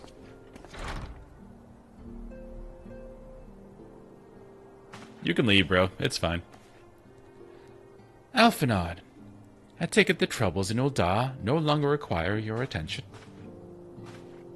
There are yet some rumblings of discontent, but the air of simmering violence is largely dissipated. 'Tis to report that I stand before you now. That, and to speak with you concerning the new organization we discussed. I have a message for you from You recall the refugee girl, the one whose parents were missing? They were found unharmed. She wished me to pass on her thanks to you. Why, Alphanod, am I to understand that you made the effort to remember the poor girl's name? I look forward to reading all about her in your report. I do hope you left nothing out.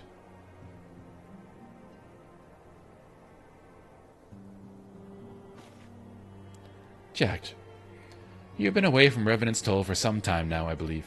Might I suggest that you put the affairs of the realm to one side for the moment and take this opportunity to reacquaint yourself with the town? No! Which reminds me, one of the Doman children recently inquired as to your whereabouts. Yozen was his name. I believe he has some small matter he wishes to share with you. Why not oblige him with a visit?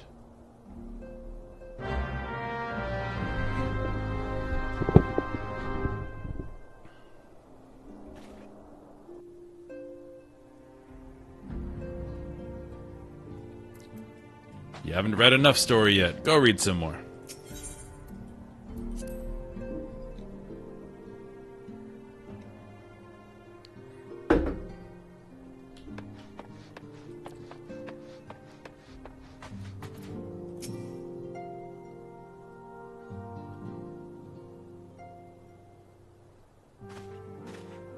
Look, it's Master Jack. He's back from his adventures.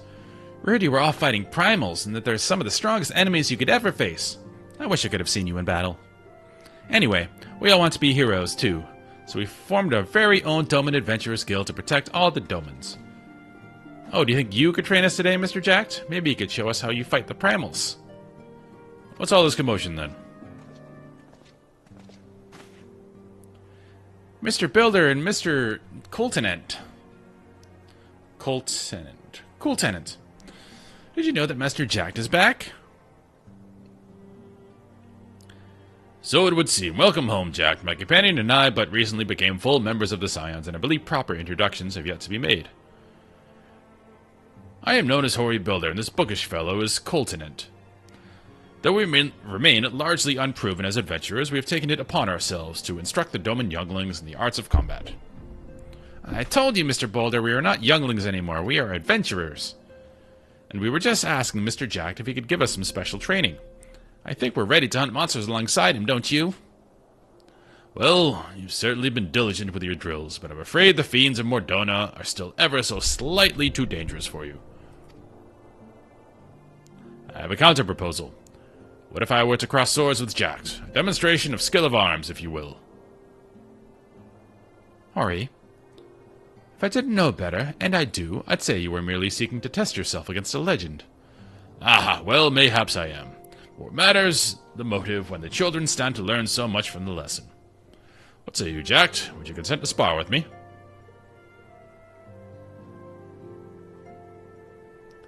Hurrah! We're to have a tournament. Come on, everyone. We must prepare our gear for an outing.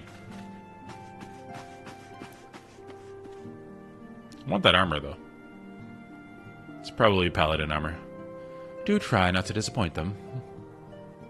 Have faith, Coltinent. I shall summon every ounce of my strength to make this a worthy contest. The fields to the east of town should prove suitable for our purpose. I very much look forward to our bout.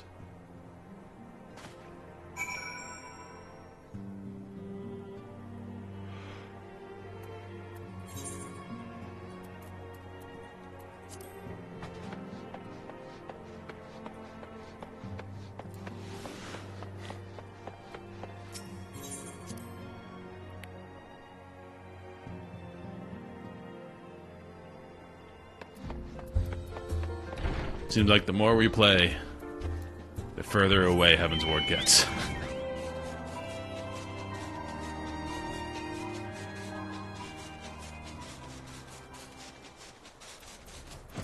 I'll even fight you as a bard. It was good of you to agree to this, Jack. I trust you are ready to begin.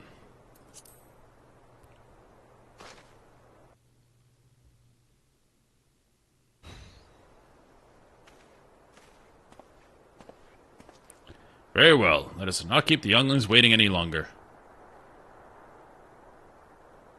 Even the gameplay elements they have to exposit. Ahem, Hori. Are you certain you wish to fight him alone? This is Jack Two-Face. What better way to test my mettle? Pray allow me to attempt the first round unaided. After all, it was this hero's legend that led me to join the Scions to begin with. Without Jack to inspire my efforts, I would not be half the warrior I am today. Your point is well made, but remember, this is for the children's sake as well as your own. Should it appear the contest will end too swiftly, I shall add my spells to your blade work. Hello, you haven't begun yet, have you? It's Ida. What? Who are these people?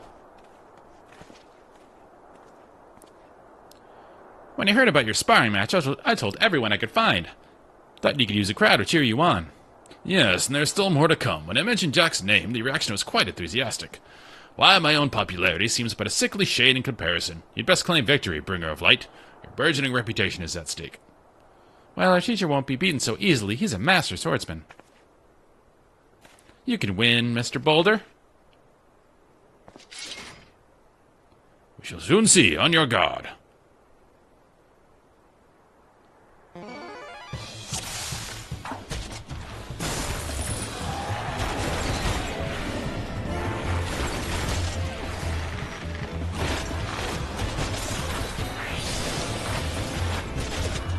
Why did you select him?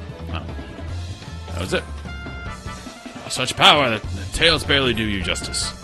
Mr. Boulder won't lose, will he? It's not over yet, it can't be. Aye, the children have the right of it. It's time I join the fray. On your feet, Hori.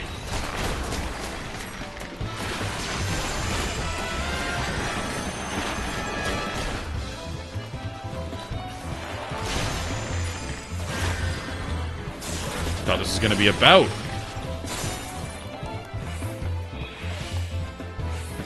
No, he looks hurt. Mr. Jack is so strong, but you can't give up, Mr. Boulder. Can't disappoint the younglings.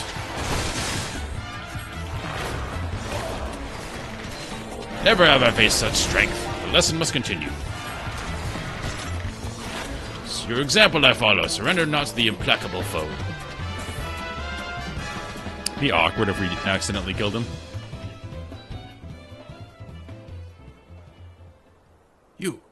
You have bested me. I yield.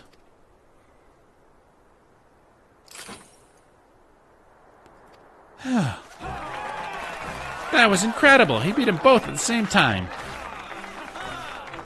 We knew you couldn't lose, Jack. None can defeat the Guardian of Eorzea. Now I see why they send you to deal with the primals. I have much work to do if I'm ever to attempt the same. Is this just an ego boost for us? And I'll take it.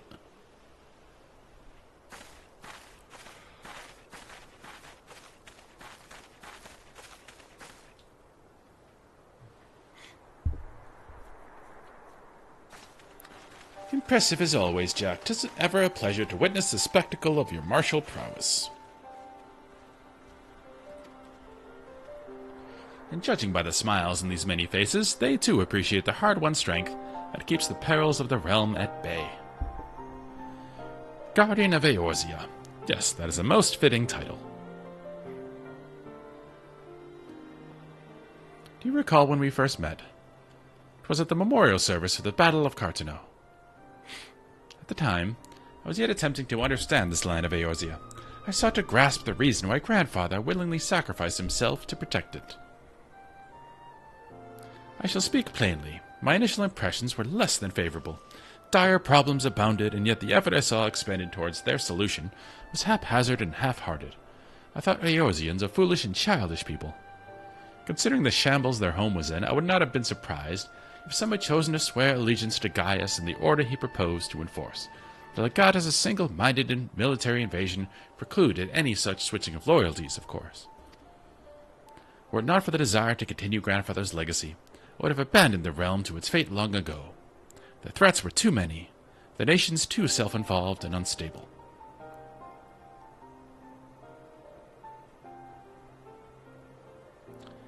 "'Twas you who... Stop looking at me like that, Alphanon. "'Twas you who convinced me the salvation of Eorzea was possible. "'Twas you who taught me, through countless acts of bravery, that what my grandsire sought to preserve was not the land, nor its history, nor any single nation. It was the people, these wonderful, often infuriating, stubborn people, that suffer blow after terrible blow, only to drag themselves back to their feet to face another day. Though he never put such feelings into words, I believe Grandfather's admiration for the inextinguishable courage grew into a fervent wish, a wish to aid Eorzea and its inhabitants in charting a course for the future. A wish that has now become my own. I, too, will endeavor to take up the mantle of a guardian of Eorzea and champion these people who toil towards a better world. Our cause, however, is not a simple one. The trouble that plagues us are of a scale that cannot be solved by the scions of the Seventh Dawn alone. No, what is needed to tackle the root of the primal threat, and effectively counter the schemes of the Ascians, is a new, expanded organization that operates beyond the limitations of nations and borders. If you would aid me in building such an organization, then pray let us continue the discussion back within the walls of the Rising Stones. He's starting to sound like a despot, honestly. We need to do what we want and not be beholden to anybody because we know better than everybody. It's basically what he's saying.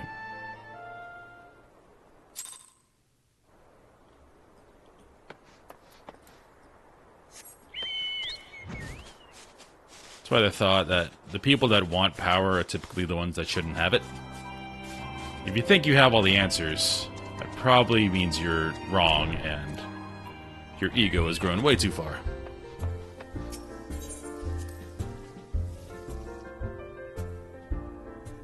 That's why, like, communism hasn't been a big success. Because everyone thinks, well, if... And deep in their heart, it's like, well, if I was the one in power, everything would be great, thinking they aren't corruptible. Like, everyone is.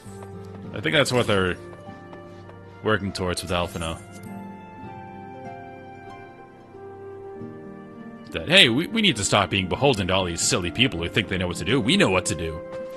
Like, well, probably not. Thank you for coming, Jack. The world shifts and alters, and we, my friend, must ever be one step ahead of the chaos. What I propose is the formation of a new organization, a group that shall pave the way for a truly united Eorzea. I don't know what these do.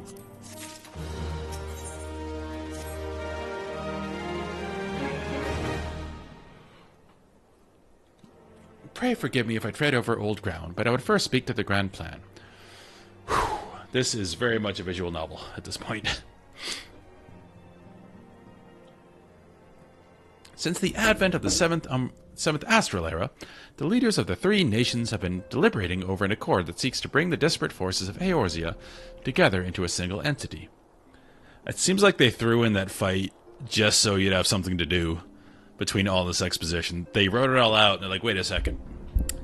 The player hasn't done anything in like 35 minutes. We should probably break this up. Throw in a bout with the kids. Okay. Sounds good. Because my goodness, this post-Realm Reborn stuff just goes.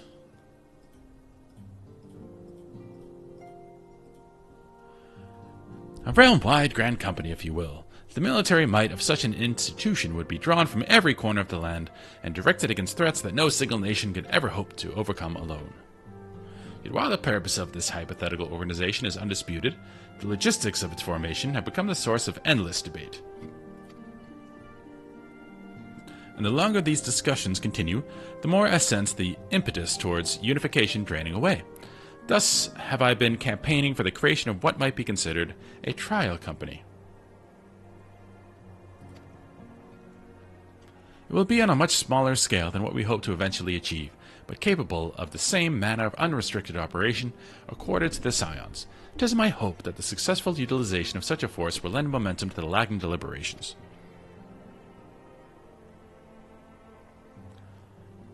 Also, being a primarily military outfit, I mean to assuage fears of its misuse by placing the fledgling organization under the authority of the antecedent. Scions work tirelessly to protect Eorzea and its people. But as you yourself have witnessed with the refugee revolt, there are limitations to what even we can achieve. With this new company under the Scion's command, however, we will be capable of responding to a wider range of difficulties without straining our resources or overtaxing your formidable talents. The goals of my proposed organization and those of the Scions are ultimately identical, a point conceded by all concerned. But before I can move forward with establishing this precursor to the true border-spanning Grand Company, it is yet necessary that I visit the three leaders and gain their official approval. A tiresome and time-consuming task, which is why I would ask that you accompany me on the journey and attend the business of recruiting our inaugural members while I am otherwise engaged with bureaucratic formalities. All of this is bureaucratic formalities. Thank you.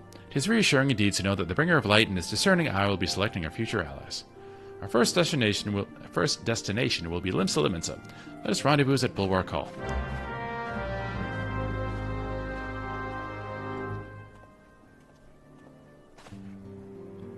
This must be where most people fall off.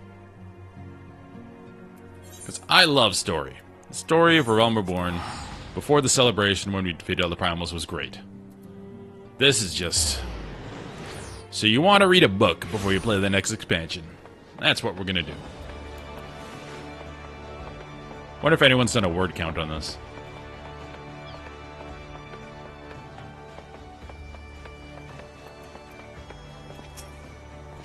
Ah, there you are. I'm ready to ascend the bridge and speak with Admiral Bluffswin. While the Admiral and I are finalizing permissory boundaries and signing parchments, I would have you begin the recruitment process in earnest. I have, of course, endeavored to spread the word of our organization through various channels, but I believe a personal approach will reach many who may otherwise remain ignorant of the opportunity. As for potential members, 'tis of no matter should they already be pledged to another institution, only that they are willing to lend their strength when the situation demands it. Oh, so we're poaching from other organizations. Great, Alphanod. And you needn't range into the countryside. The upper decks alone are populated with sufficient candidates to suit our purpose.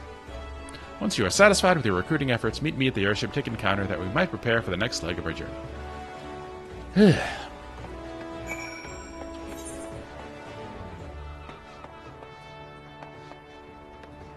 Going to the upper decks.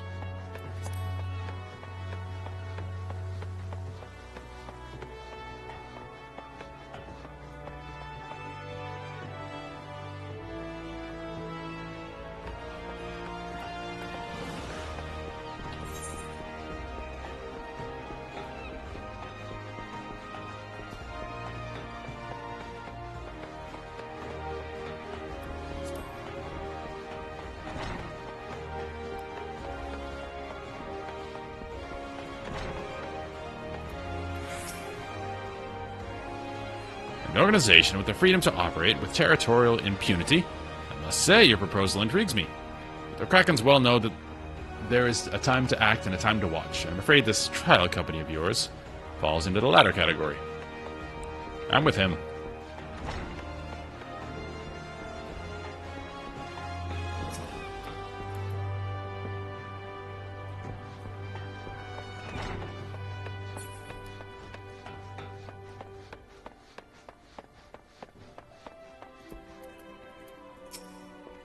Master Alphinaud's new organization?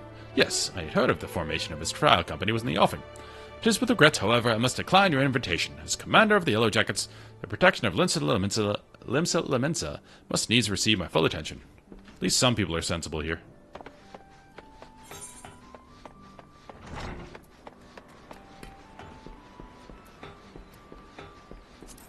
Let me go to the Aft Castle.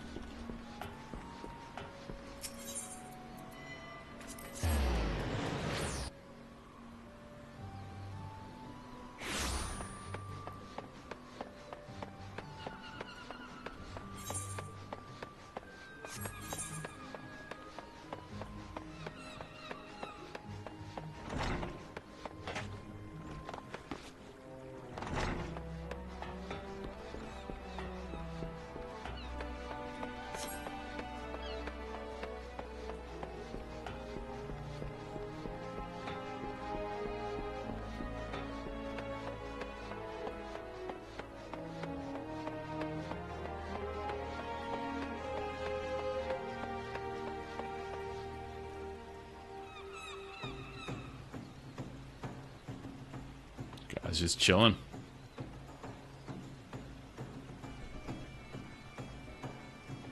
Hey, you want to join a renegade group of warriors? Well, if it ain't Jax, I not forget a venture brave enough or daft enough to seek the shortcut into Titan's bedchamber. You remember old Rio, don't you? Formerly of the company Heroes, 3 whistles at Bronze Lake. You didn't often to drag me outside of Limsa for a drink, but I'm right glad I did. How fare you these days? Looking to put together a new crew? Top-tier work? Sounds like a right lark, it does.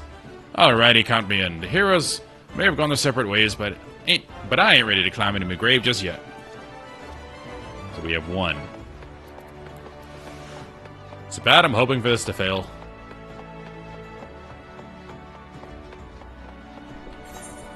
A renegade group of powerful warriors that can operate with impunity in any land they want. What could go wrong?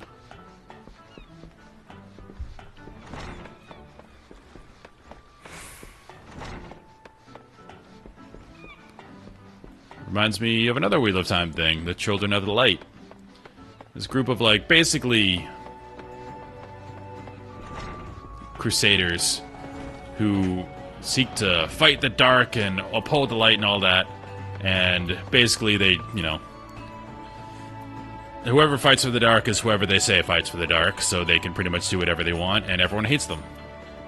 And they go from land to land just being douches. That's what this sounds like. Precursor to United Eorzean Grand Company? I do admire the scope of your ambition. My responsibilities here at Neldic and Vermelius keep me close to the Forge. I've not the time to be traipsing hither and yon across the realm. Should you require my skills as an armorer, however, I might be willing to accept some special commissions. Oh, so she's like, alright, I think it's stupid, but I see some money in it.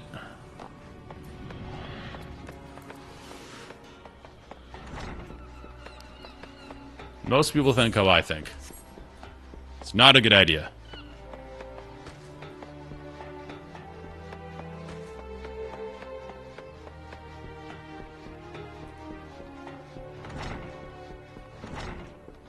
Again, my biggest complaint with this game so far. Let me sit and complete quests. It's so awkward that I'm sitting down, we're chilling, I can have a nice conversation, but nope, gotta stand up. And now it's awkward. Because who talks like this? It's one request, Yoshi P. That's it. Give me immersion. Because if I was trying to convince this person in real life of doing something, I'd want to sit down with them, make them feel at ease. Not walk up to them like this. Eh? Who in the bloody hell do you think you're talking to, Drylander? I'm a pirate, not some sodden knight in shining plate. You're looking for a self-righteous fop, try knocking on that dandy Carvalian's door. She's great. Alright, we gotta go to the airship landing.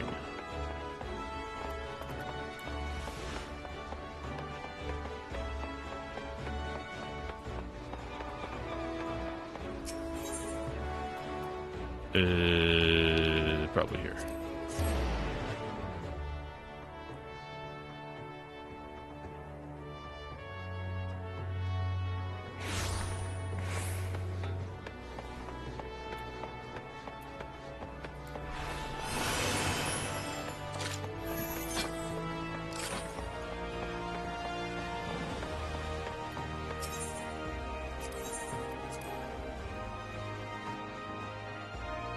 I like to think my character is embodying my thought. This is a dumb idea.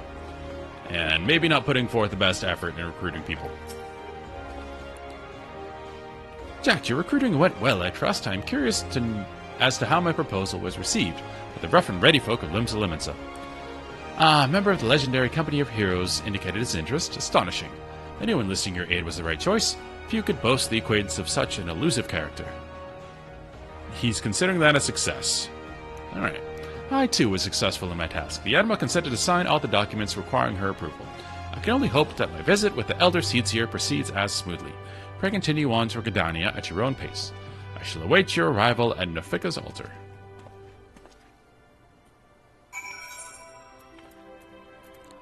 Let's ride the airship. We're here.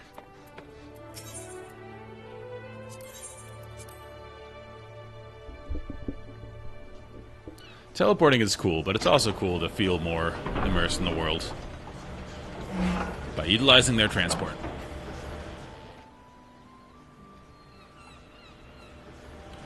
But every time I've flown on an airship, it's been very inefficient business-wise. I'm the only one on there.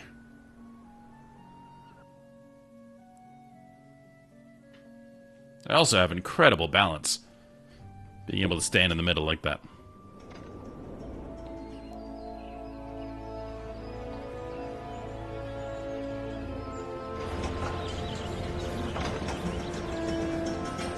Another thing I love about Classic WoW, you have to go everywhere. You have to ride the boats, you have to fly the griffins. The only way to quote-unquote fast travel is if you find a warlock who can summon you. Which is fine, because you're, utilizing a player.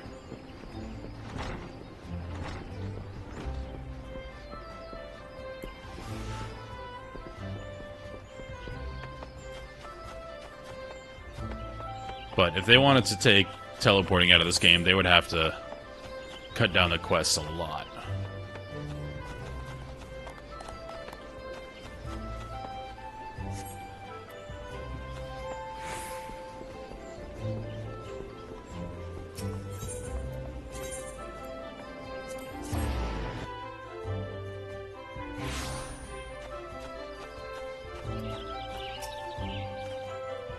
My audience with the Elder Seedseer is due to commence momentarily.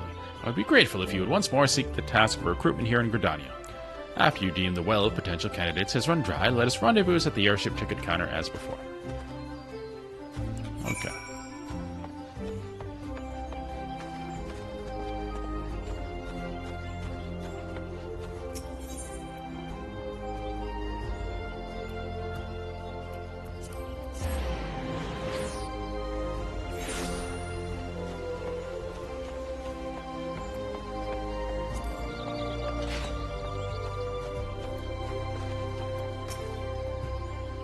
Oh gods, can it truly be you? By what fickle fortune must the first face I see upon release be yours? Could it be that you don't remember me? It is I, Laurentius, the man whose crimes you exposed. I was a whaler and a regular patron at Buscaron's. Yes, I remember. And of course you do. I was beginning to wonder if the jail had changed me more than I realized. Not that I have any particular wish to be recognized after my shameful conduct. The less said of my past, the better, I suppose. And what of you, adventurer? What business brings you to this part of Gridania? Recruiting, eh? What is your policy in reformed convicts?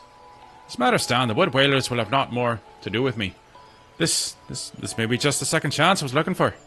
Revenant's told you, say. I shall leave at once. You shall not regret this, I promise you. I'm a changed man. Okay. So the only people we're finding are the ones who just want adventure and the convicts who want to make people think of them more highly. Basically. We're doing well. Miscreants and vagabonds.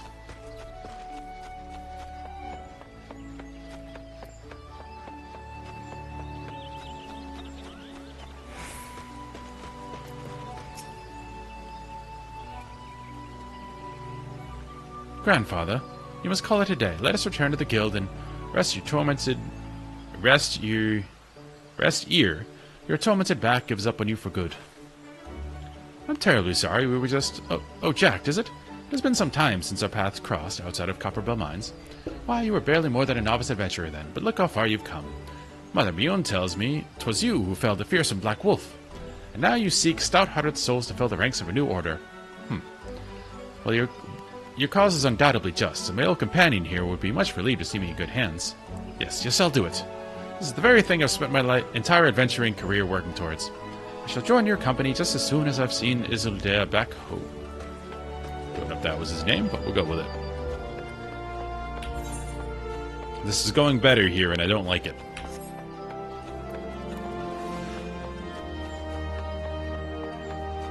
Oh, this is the sad butler from the manor dungeon. You would offer this old man a place in your company of champions. I'm both puzzled and honored by your invitation. Pray forgive me, young master, but I cannot accept. I have sworn to abide here for whatever scant years remain to me, and bear responsibility for the evils my lady has wrought upon this land. Good man.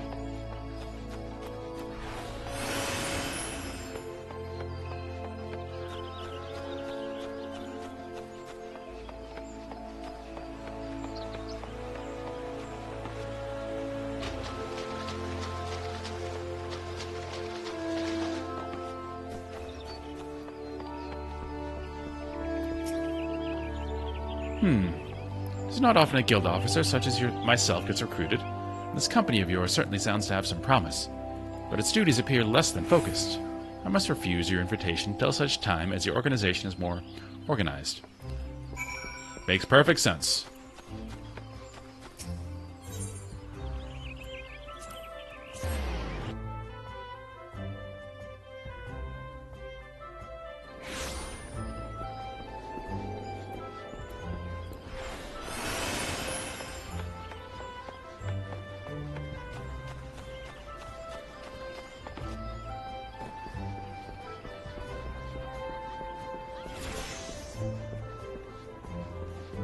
How do I get down there? Over here.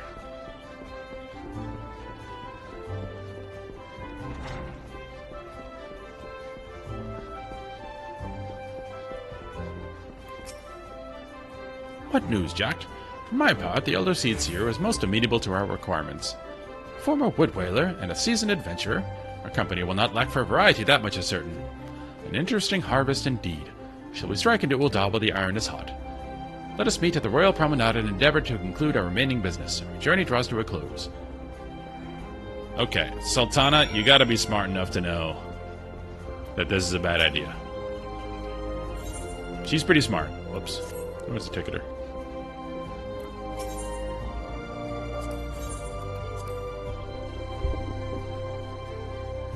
Between her and Raban, they have to see how dumb this idea is. I know this is gonna crash and burn. I would love if they turned Alphina into a despot who just traveled around with an iron whip, declaring how things should be done. That'd be perfect for his character.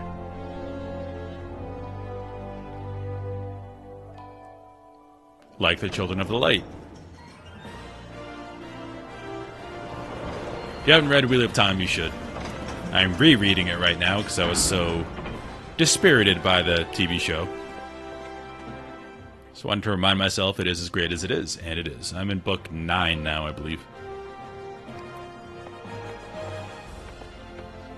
Oh, that's for Saucer. We're not worried about that.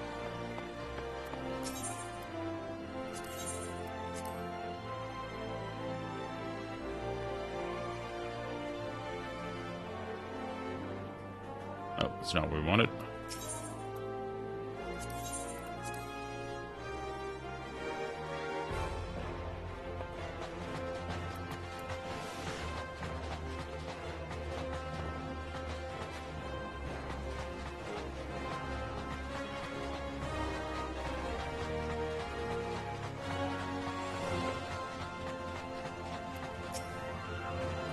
Ul'dah, the gilded city, where one's fortunes defines one's worth.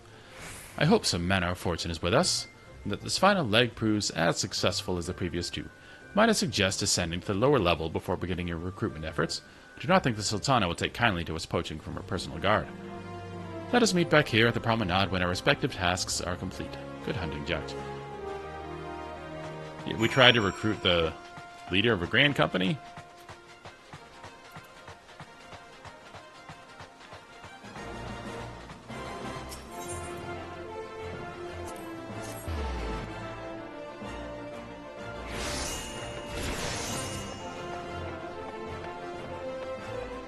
Oh. I don't know this city. I'll just walk it.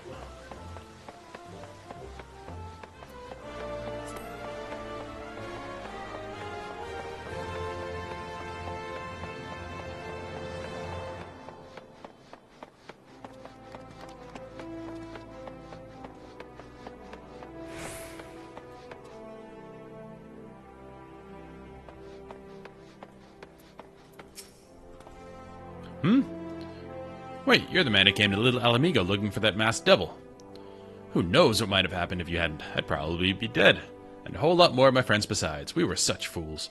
Any road, that disaster really got me to thinking about our homeland and about the outsider who saved us from ourselves. I realized how easily I'd been manipulated and vowed to make myself a more worldly man, so here I am. A new company of champions. And you say it will take me to all corners of the realm. That sounds exactly like the kind of opportunity I need. And don't worry, I'm not the stripling you met in Little Alamigo. I've prepared myself to fight the evil I know is out there.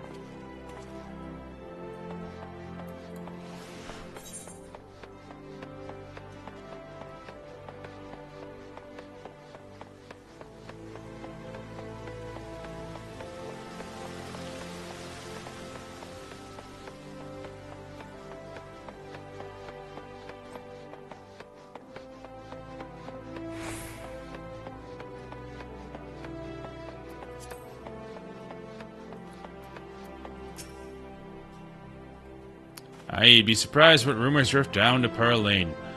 I know of this glorious new company of yours and just how far I'd go to avoid getting involved in it.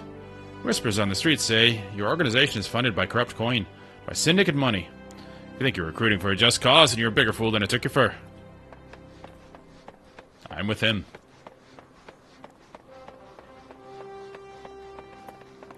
Sintgot. Great name. A company that looks to cure the ills of the realm. Listen, friend, I can scarce bear the complaints of the next all over, let alone the conundrums of a neighboring nation. Yep, good man. You're already providing goods and services, you're doing a great job.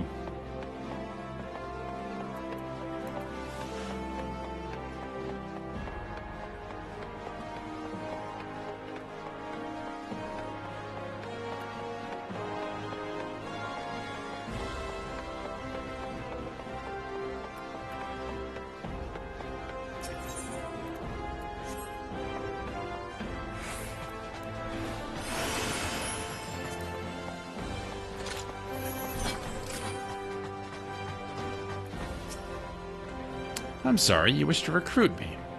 Is this some new-fashioned manner for propositioning a lady? Well, I'm afraid you're wasting your time. This lady is already spoken for. Good day to you, sir. Alright.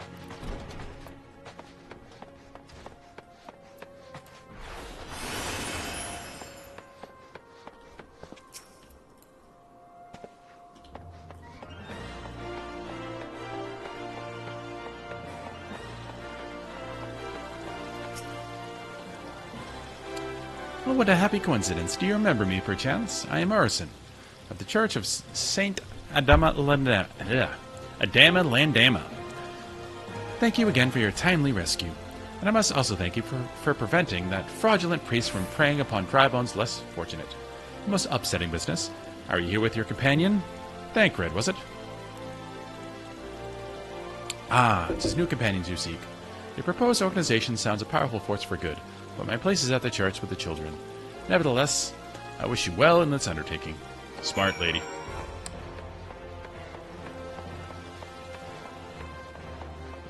Alright. I hope the Sultana was like, this is stupid, you're dumb. We shall see.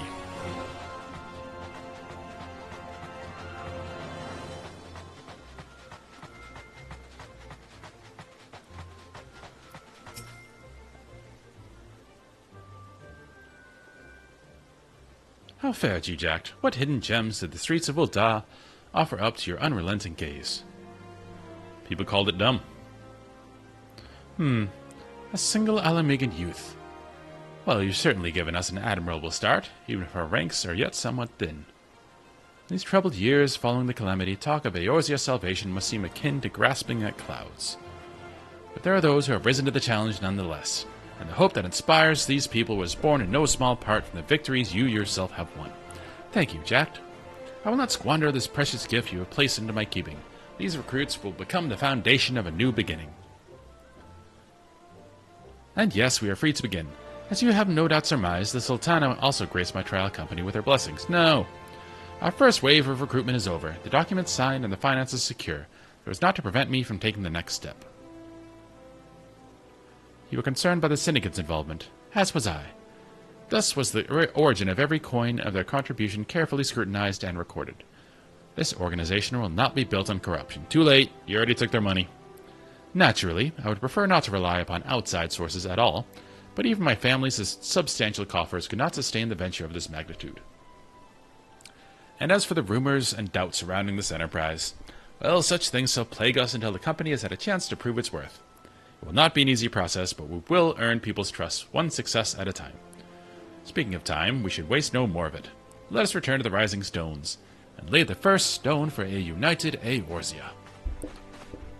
What can go wrong taking Syndicate blood money?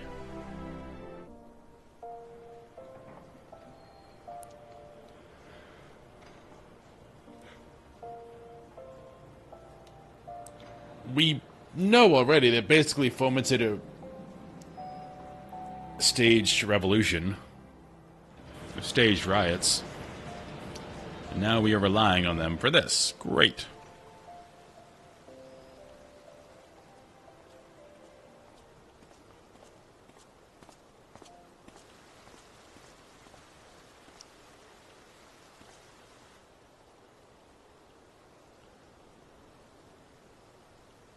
Tell me, General, what think you of Alfino's bold endeavor?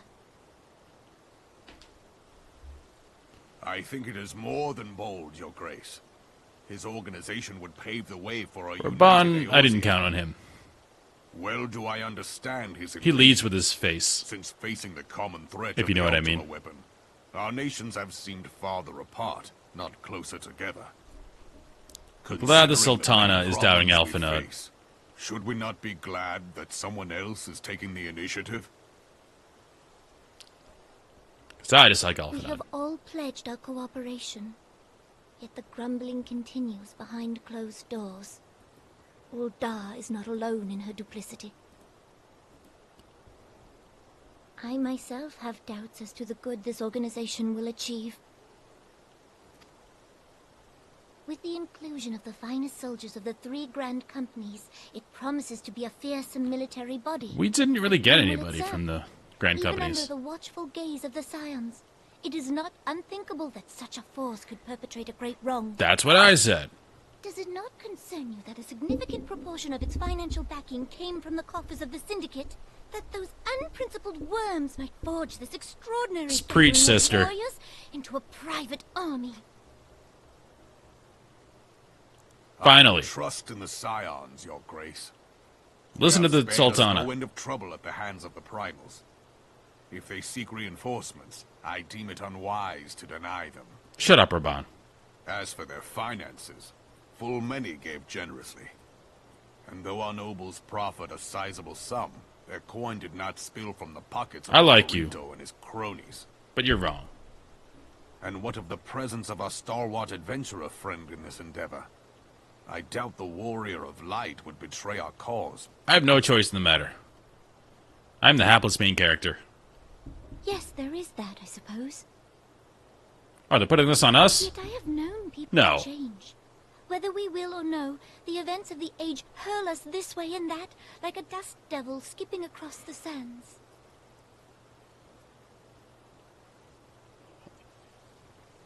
Cannot be done about Kalechi?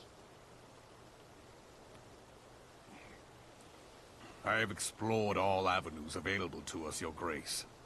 But as Ul'Dan law now stands, we lack the evidence to convict him of any crime. To arrest him on spurious grounds would only play into his hands.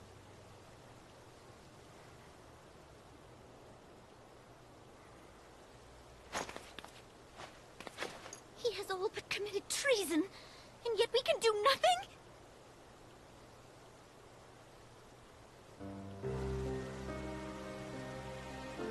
Then what good our government? What worth the royal house? How deplorable this mockery of justice!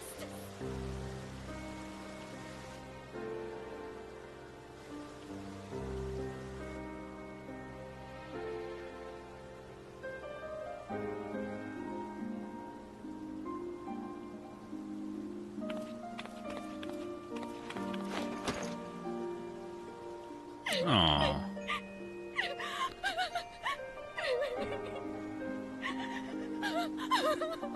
Have faith, Your Grace. It is not over.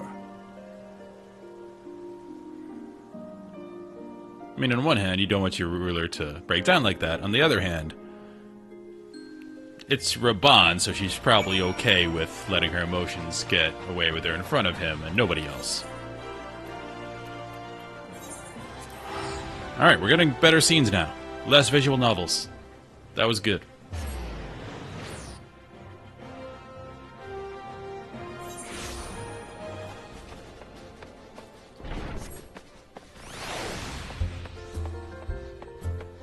Oh.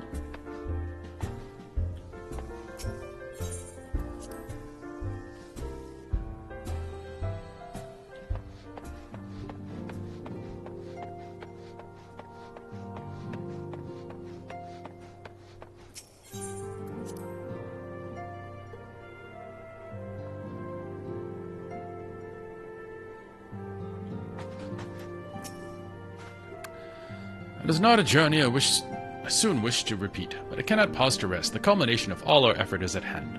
We must see to the preparations for the inaugural ceremony. Thank you for allowing me to monopolize your services, Jack. I am certain the antecedent will be relieved to see you free of other duties. For other duties. Greetings, Jack. Alphinaud tells me all is in place to begin his trial company. The Scions shall certainly be grateful to have the support of such an organization. The inaugural ceremony is set to take place here at the Rising Stones. Tataru is cooperating with Alphinaud to see that all is in readiness, so I'm afraid the recruits themselves have been left to their own devices for the time being. Quite a number of new faces have arrived in Revenant's Toll of late, and I wonder if Slapworn might not find himself overwhelmed. Would you speak with him and see if there is aught he requires? Busy work! We're finally getting some story going, and we're back to busy work. We prepare for moves, we prepare for ceremonies, we could skip right to the ceremony. We had some momentum going there.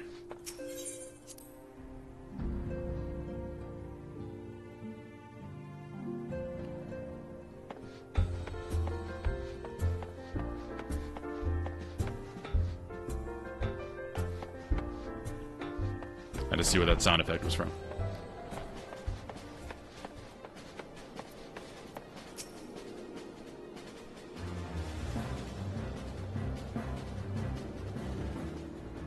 What can I do for you, Jack? I thought you'd have your hands full helping up the new arm of the Scions.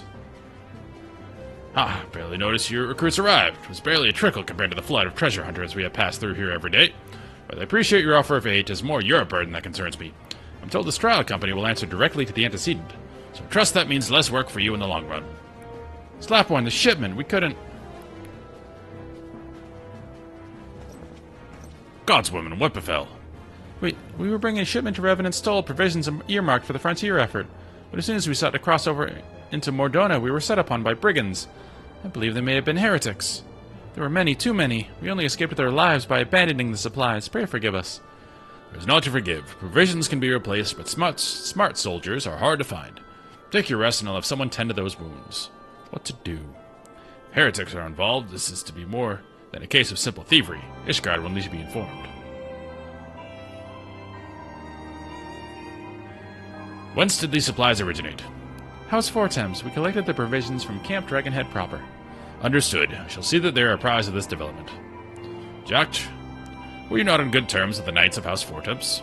I'll be sending them a missive immediately, of course, but I would also have you travel there and offer your considerable talents. Yes, I realize I contradict my earlier hopes to lighten your load, but I need someone who can help bring this incident to a satisfactory conclusion. Our favorable relations with Ishgard are far too important to risk half measures. Thank you for your understanding. I'm certain Lord Horsefant will be glad of your assistance.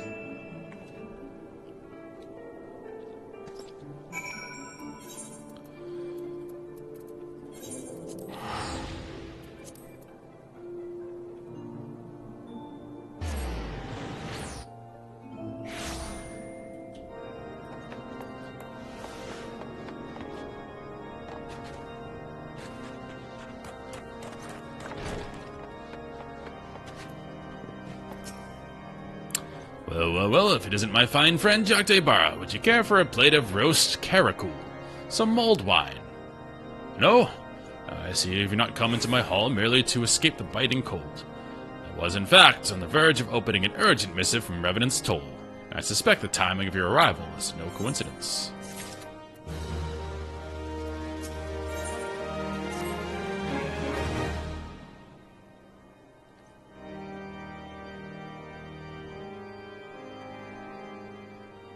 The incident with the new frontier hands? No, you need not elaborate.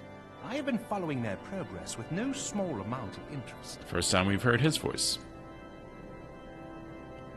Brave men and women all. They do our nation a great service. The existence of a fortified outpost in Mordona will do much to dissuade the Empire from trespassing on Kurth's soil.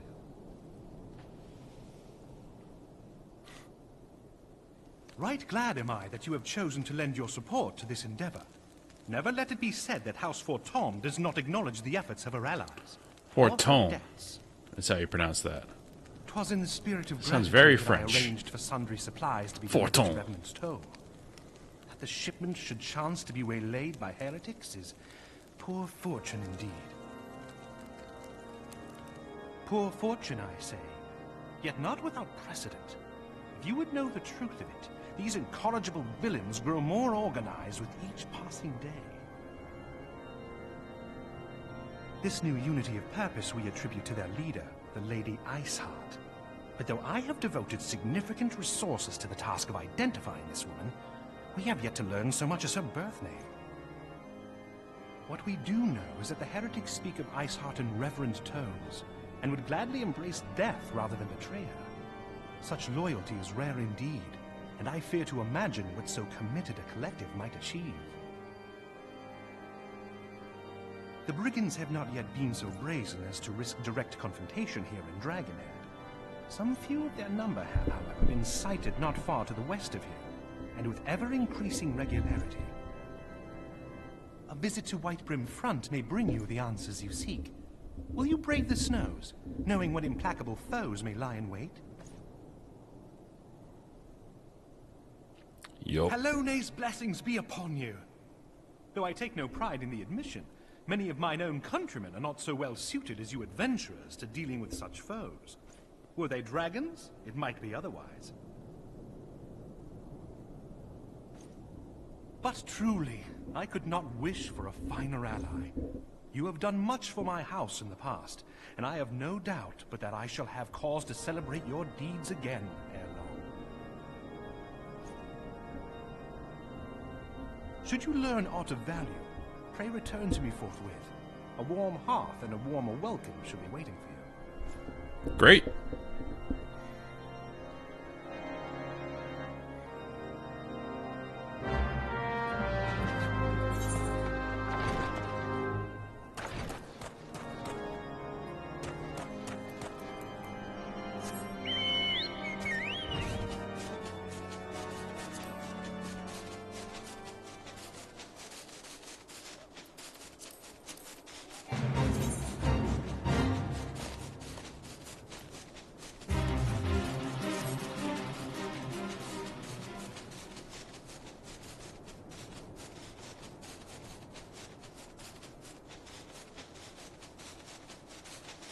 I think that's the Heaven's Ward City.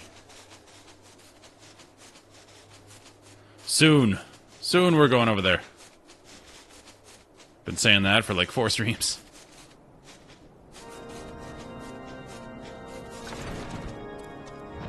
Drellmont, we meet again.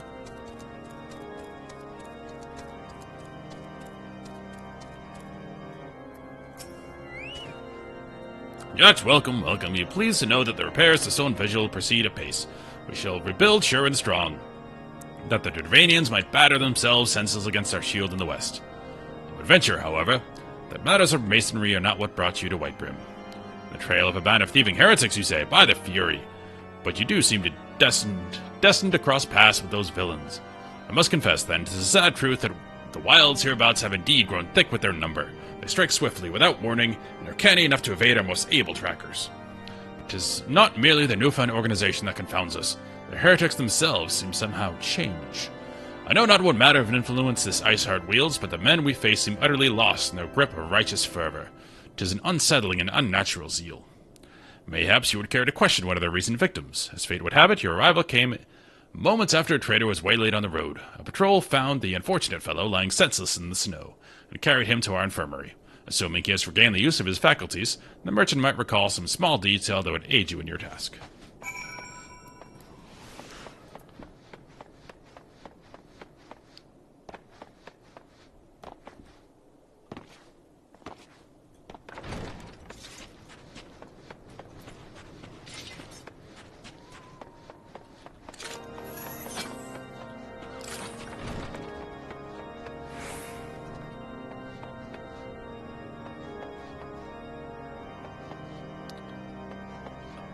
Upstairs.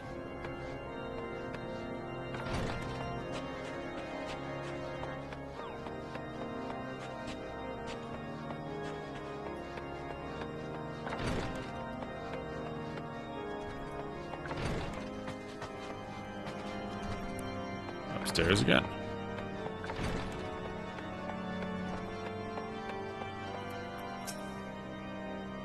Tell you what happened? Of course. I'm quite recovered enough for that. Anything to help catch those cowardly blackhearts. I was traveling my usual route to Whitebrim front when a sudden blow sent me reeling. Next thing I knew, I was on the ground and several heretics were rattling through my cargo. Arms, armor, crystals, they were taking everything. 'Twas then that one of them noticed my bleary gaze and stalked over to better acquaint my head with his mace. Before darkness claimed me, however, I distinctly heard the words, "Return to Snowcloak." I dare say that is where they were hauling my goods, but you'll not catch me rushing off in pursuit. They tell me 'twas a miracle I survived it all, and I'll not trust my thick skull to save me a second time. Okay. Rough times.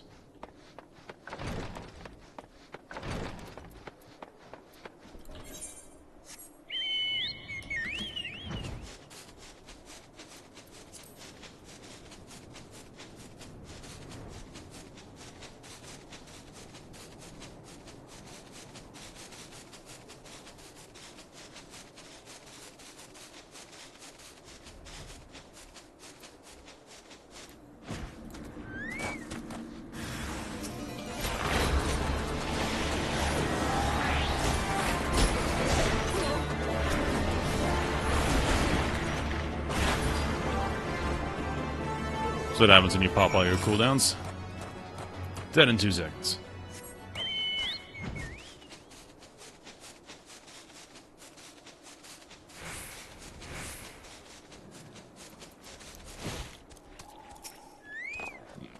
Gah, draw your weapon, foul.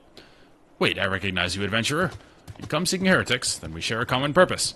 We were on patrol when we chanced across one of the raiding parties and pursued them here. By rights, we should have had them cornered in this ravine. And yet, they're gone. Vanished like I see wraiths.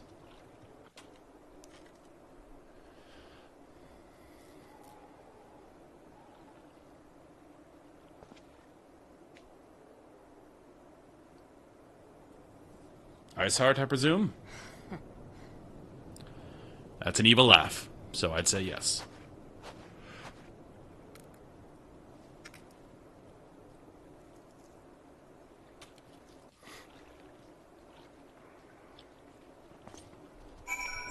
Alright. You glimpsed a woman atop the cliff. Could it be Iceheart herself, come to sneer at our folly? And to where did she disappear? The heretics must have discovered a passage through the frozen wall. Some hidden tunnel that escaped our notice. We have not the men to risk further investigation. It would be best we were to return to Whiteburn Front to lay our suspicions before Lord Drillmont.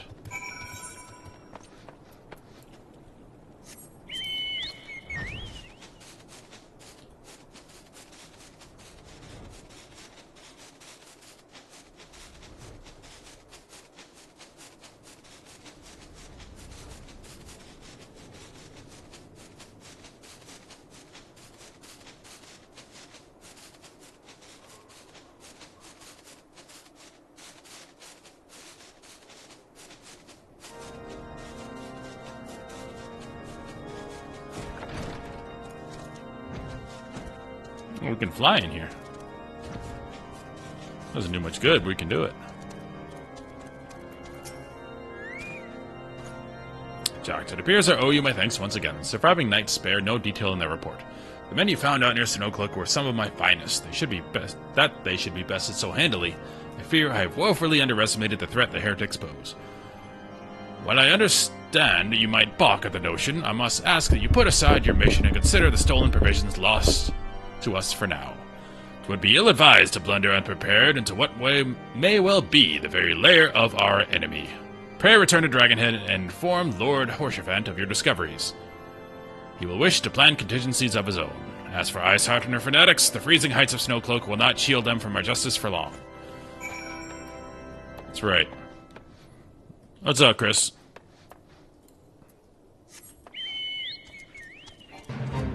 I have been reading for like 3 hours. This is apparently is where the game slows down a lot before the first expansion. Yeah, it's FF14. Where I am now is did like the main story, we completed A Realm Reborn, and this is all the stuff that was added in patches pre-Heavensward. Which probably wasn't bad when it came out because they released it over a period of time. But going through these stories one after another, it's like a visual novel that I don't really play much in. Like, the story was great up until that point.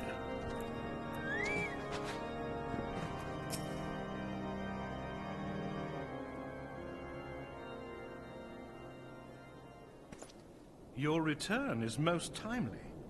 Of their own accord, my thoughts had turned to your task and the progress thereof. I confess, my imaginings tended toward the grim and bloody. That was a shot.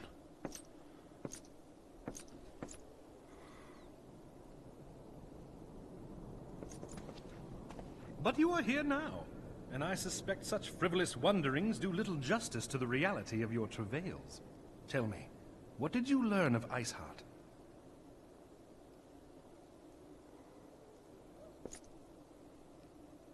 Indeed. And this transpired at Snowcloak? Well, the original story was fine the way they did it. All the highlands, that towering wall. It's just all this post-story content is a lot, because there's not much gameplay involved. So I know it gets better in the first expansion, and I'm almost there. We have still to survey the area in its entirety. So, that should pick up. Frozen Heights conceal the heretics' hideaway. Mayhap a more robust reconnaissance effort is in order. Putting such considerations aside for the moment, we still know far too little of this Iceheart.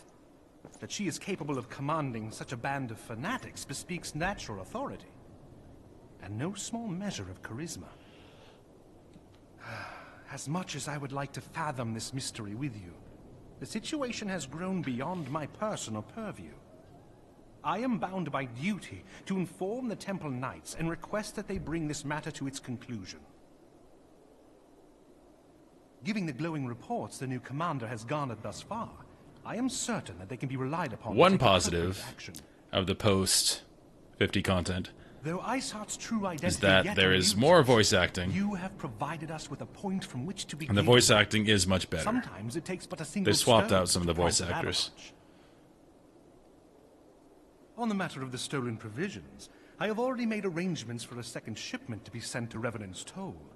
I could not well allow such an honorable venture to be undermined by one miserable setback. This guy sounds evil. He's too schmarmy.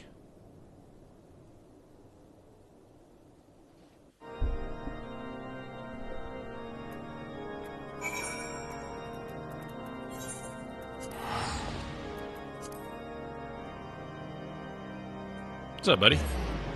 He's got a good look.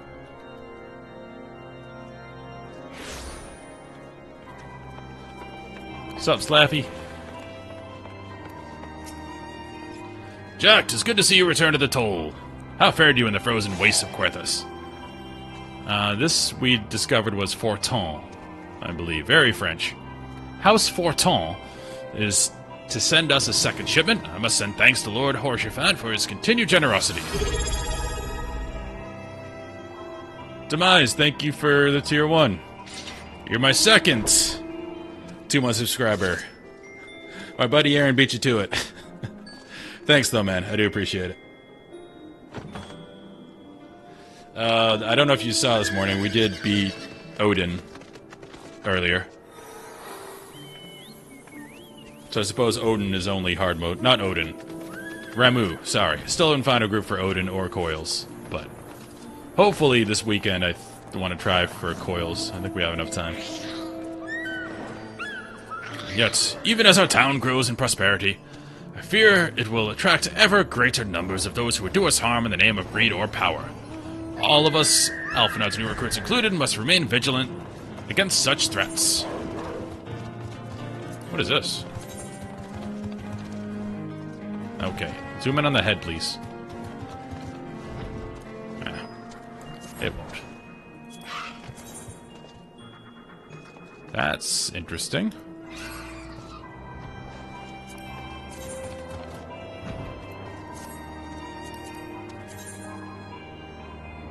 Let's go with that. Oh, it's been lots of story stuff. I've been complaining all day. Just the amount of, go there, talk to this guy for 5 minutes, go there, talk to this guy for 5 minutes. They're not doing a great job at intersposing gameplay between all the reading. I suppose this is the point where people start complaining about A Realm Reborn, because before this it was fine. While you were away in Querthus, preparations for the inaugural ceremony were all but completed, although Tataru does yet seem somewhat flustered. I've taken enough of your time. Why don't you head to the Rising Stones and see if your frantic receptionist can do with a hand? It's a party. Yeah, there was a drastic improvement in cutscenes, though. The scene between Raban and the Sultana, when she's explaining her frustration that they know the Syndicate's doing stuff, but laws prevent them from doing things, that was a great scene. So the cutscenes are getting better. These parchments need to be sorted, and these documents, why are they even here? Oh, I'm sorely tempted to file the lot in my waste paper basket. Ah, Jack, you startled me. You would wish to lend a hand? Splendid. Not really. Would you be a dear and hand these uniforms to the new recruits? They're scattered about Revenant's Toll, and I haven't the time to track them all down. These recruits know to don their garb immediately and assemble here in the Rising Stones. You want to report directly back to Alphino if you don't want to miss the ceremony. I wonder if the Scions will ever have matching uniforms. A well-funded organization is a well-dressed organization, I suppose. Okay. Again, whenever I talk to Satoru, I hear... If you've ever seen Preach Gaming stuff, when he played through this game... I only watched his Realm Reborn stuff because I didn't want to be spoiled. But... his Tataru voice was like a chain-smoking... Cornishman. He's like, all right, I'm gonna say what that is. That's what was his Tatteru voice, and it was delightful. Those who believe this company will see no riches are short-sighted fools. The giving of oneself is an investment in the future. Thus did I sign my name to the cause. These uniforms were a splendid idea. Once our organization has made a name for itself, there shall be a wealth of plenty in selling replica costumes to the adoring masses. Again, I'm of the opinion this organization is a terrible idea. Military force beholden to no one. What can go wrong?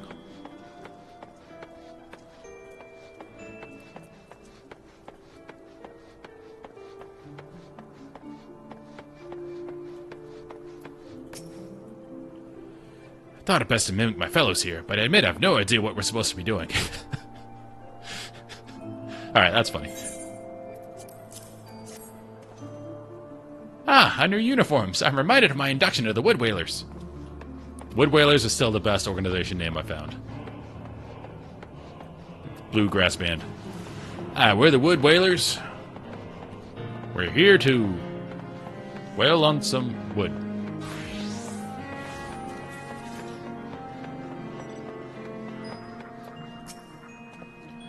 The scarlet garb marks me as a proud member of the Maelstrom and a hardy defender of Limsa Lominsa. Yet in truth, I stand for the betterment of the realm. And the thought of this new company a fine opportunity to contribute on a grander scale. And we did find out that this new venture is funded by the Syndicate, which should raise red flags, but Alphanut is blinded by ambition, let's say. Oh no, that's a striking shade of blue. Put alongside my Maelstrom uniform, my wardrobe will certainly not lack for color. Okay.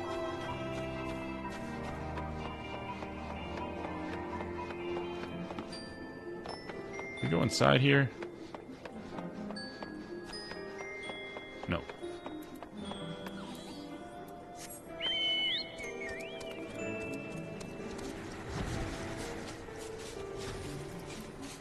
Wait, didn't she say she wasn't coming? Huh. Isildar is at last retired from the adventurer's life. Though I shall miss his wisdom and irrepressible spirit, I'm excited to forge my own path forwards. Ah, yes, the uniform. Thank you. Truth be told, the thought of pledging myself to such a lofty organization is somewhat intimidating. Yeah, this is going to go horribly wrong. I can sense it.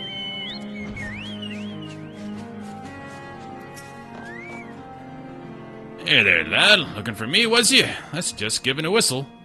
But I'm not sure as I'd hear it amongst all the bustle. Ah, proper uniforms and all. Think I cut off the blood to me head. Not to worry, though. I'm sure she'll be fine after making a few adjustments. We're also in the midst of a refugee crisis, so all of this is straining everyone's capacity to harbor all these people. Little El Amigo could learn much from Revenant's Toll. This town can be so alive in the midst of such desolation. I've never worn aught quite so voluminous. That does not make sense as a sentence. Well, I'm sure I'll grow accustomed to the extra cloth in time. It's missing a word there. I've never worn something so voluminous. Where are you? Hello. This is a Gridanian, so she's Irish. Sakte Gods, I did not expect to meet you strolling about town. The tales of your prominent battles were what inspired me to come to Revenant's Toll.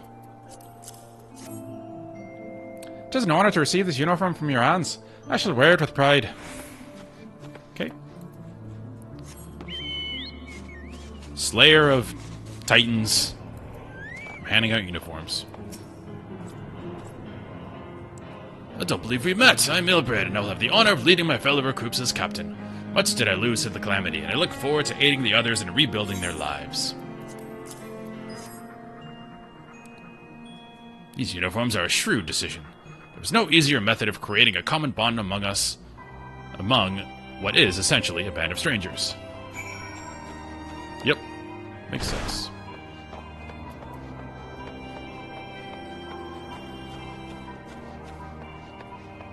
We did it, Tataru.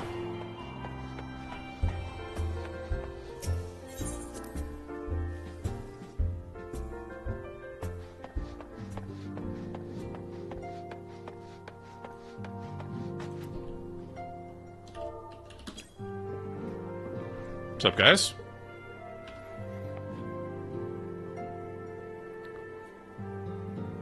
Papa Emo holding court, naturally. As he does. Thancred getting drunk, makes sense.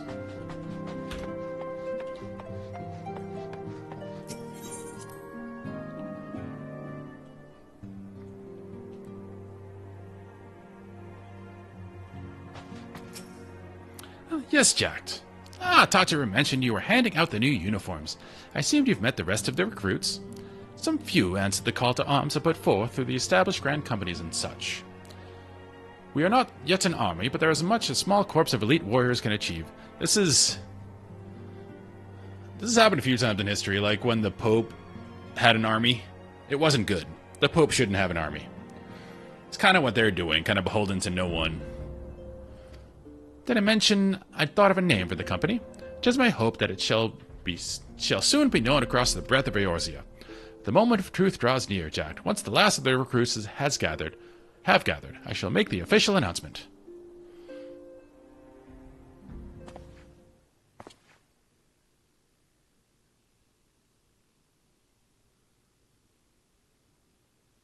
Comrades, your presence here this day signifies the momentous choice that each of you has made. With your strength now pledged to the scions of the Seventh Dawn, you are beholden to no single nation. You stand as the vanguard for a united Eorzea.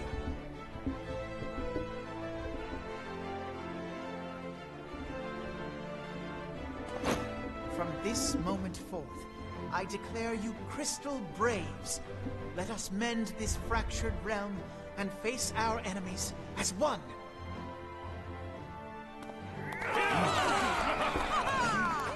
Whether it be the Beastmen and their primals, or the conflict in Carteneau, it is plain that the nations of Eorzea cannot solve the problems which plague the realm. Thus, does it This is the beginnings of a despot. heroic souls to succeed where they have failed. Come, take your place at the Scion's All despots think they're doing the right thing, or most of them anyway. and together we shall fight. The truly for the dangerous freedom of ones. all. For the freedom of all. It's like, if only I was in charge, everything would be fine. Because they think themselves not corruptible. Hitler thought he was doing the right thing. He's a raging psychopath piece of shit. But he thought he was doing the right thing. Alphinaud is not Hitler. Don't hate him that much. Alphinaud. Or should I say, Crystal Brave Commander Leveilleur? Please, antecedent. Minfilia, you're smarter than this. I shall not be leading the troops into battle, as it were. Of course. Why would you? We are of the same purpose. Let us join hands and do what must be done to save this land. The Scions stand ready.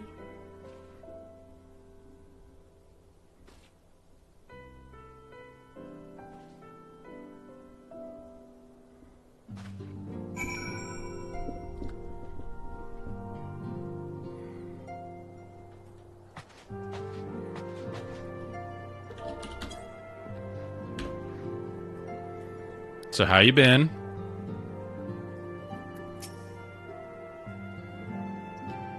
That look is really funny. It's like, alright, I'm just gonna wait till he gets bored and leaves, because he's being annoying. Alright, anyway.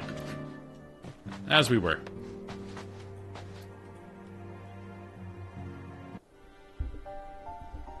I'm eager to see what the Crystal Braves might accomplish. A lot more voice acting now. This shall I do like prove that. An interesting time indeed for the Scions. Yes, I'm listening. So our worst fears are confirmed. The entire Isle. Such power defies comprehension.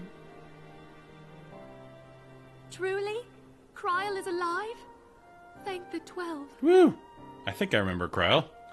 I see. Pray, inform me if her condition changes. Yes, I shall pass on your words to Urianger. There are Bluetooth earpieces in this world, by the way. I shall contact you anon. When I learned of the loss of the Isle of Val, I dared not hope that my friend had survived. Seems like they Yet, by ran some into miracle, a it wall, seems he story-wise, has. and like, why don't we just give them all Bluetooth crystals? True, but better I'm that like, yep, than that this. works. Okay. Moving on. Putting this happy news to one side, It solves a we lot of must now problems. endeavor to make sense of the readings taken by the survey party. It's one of those things you can just hand wave, like, it's magic, whatever, it makes the story work. Anyway, moving on. The Isle's Yeah, destruction I'm a fan was of a it. magnitude alarmingly close to that of Ultima. Could the Ascians be responsible for this devastation as well? Those damn Ascians. I wonder. Have you heard aught from the Mother Crystal since the battle with the Garleans? I have not. Then she speaks to neither one of us. Heidelin's silence portends naught but ill, I fear. It's the mystical music. Louisoix, I pray you yet watch over us. I really need to do Coils, because I want to see that story. I know it has a lot to do with Louisoix. Top hat? Absolutely, I'm taking that. What's this? That's whatever. That's whatever. We take the top hat. That is a glamour piece. That might fit with my Grand Company outfit.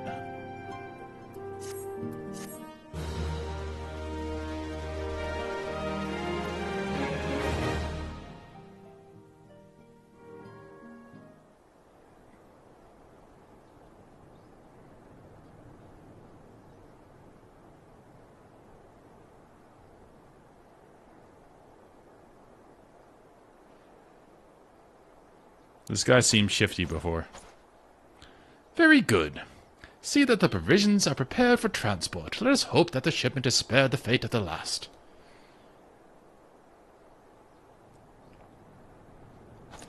Watch, now he's going to meet with Evil Lady.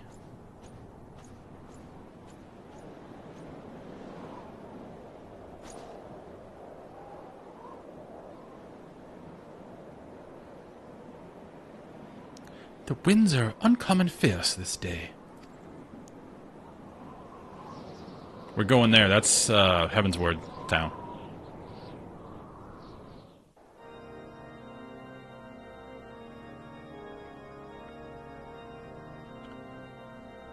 I have been told that if you're a Dragoon, there's some extra stuff in Heaven's Word story-wise. So I'm kind of sad I'm not a Dragoon. Look at this guy.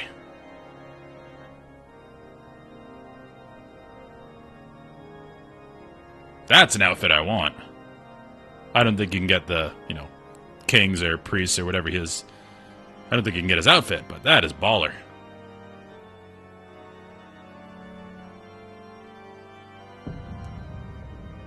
Oh no, it's a worm tongue situation.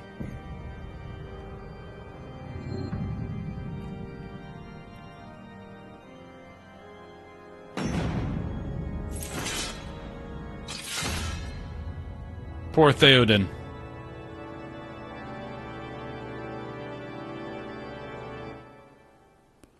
So that seems like we're setting up a story for Heaven's Word. Alright, one thing I want to make sure I do, put that in armory chests, because I want to glamour you. Oh, I still have this. When you finish A Realm Reborn, they do give you... This is a paid thing, but they give you one for free, so you can change your race if you want to. But I think I'm pretty happy. I like my big dude. Like, the only consideration would be a lot of the glamour is definitely meant for women or female characters, but I think if I get really into this game and play it a lot more, I might just level another character as a female and play like the classes I think that look good as a female and the classes I think look good as a big brutish dude. Like a lot of the casters and range stuff probably for the female character, a lot of the big upfront in your face jobs for Rogadin. Emma, I'm not going bunny boy. Not doing it.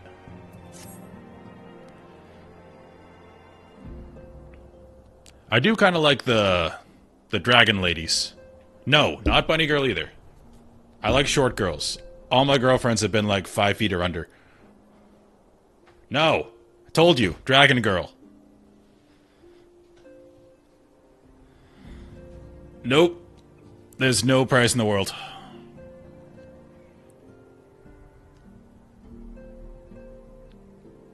Nope. Not doing it. No. Emma, Lalafells look like 7-year-olds. No, Dragon Girl, yes. I like the Dragon Girls. That's anime enough, right? Also, this race, too. She's the Highlander female, I think?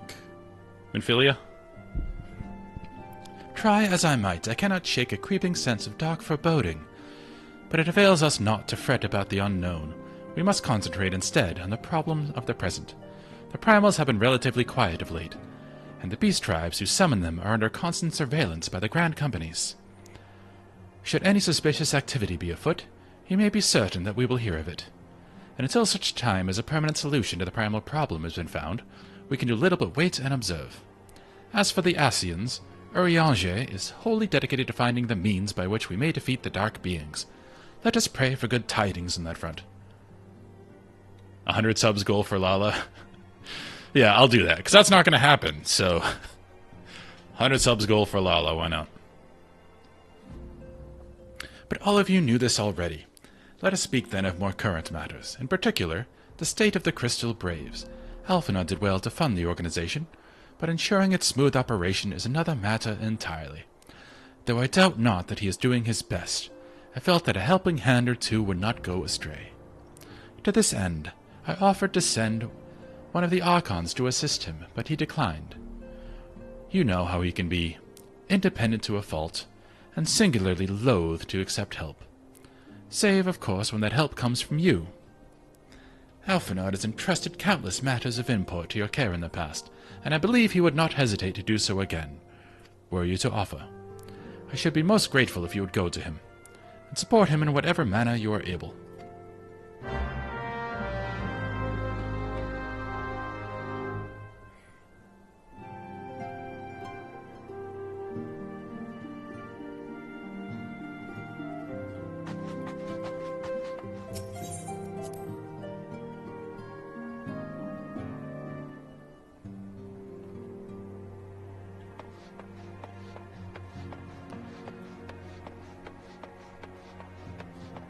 He's so cool. He was spinning his knife. What is it, Jack? And do be concise, I'm rather busy. You would lend a hand, you say? Well, now that you mention it, there is a matter that wants for my attention. Given its sensitive nature, I was hesitant to entrust it to my braves, but the demands upon my time are such that I had little choice. Which is not to say that my men want for labor. Though we are but newly formed, there is already a great demand for our services, and we are hard-pressed to answer all petitions. But I digress. The fact is, I would sooner attend to this particular matter myself, but my presence is required elsewhere. That being the case, I have entrusted its resolution to my second-in-command, Captain Ilbrid. Tell him that I sent you, and he will furnish you with the particulars. My thanks in advance, Jack. Okay. It is a very striking blue. It's not a bad look. I don't know what you would call that. It's like a darker periwinkle. Kind of purplish. It's pretty nice with the white, though. Hail to you, Scion. How might we serve you? Voice acting for this scene. Nice. The Alphinaud said he needed help. Commander Leveilleur bade you serve us? These are welcome tidings indeed, given the sensitive nature of the task. The more I'm looking at it, the more I like that blue and white. That is sharp.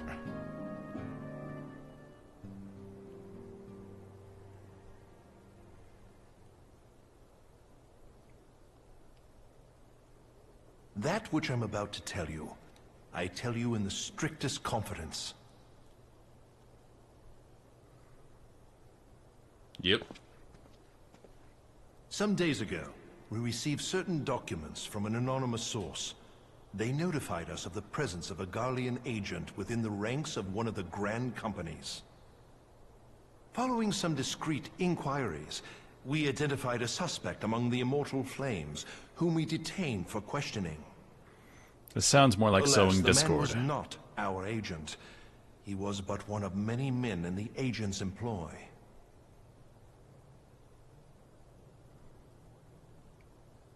We pressed the traitor for a name, but he had none to give.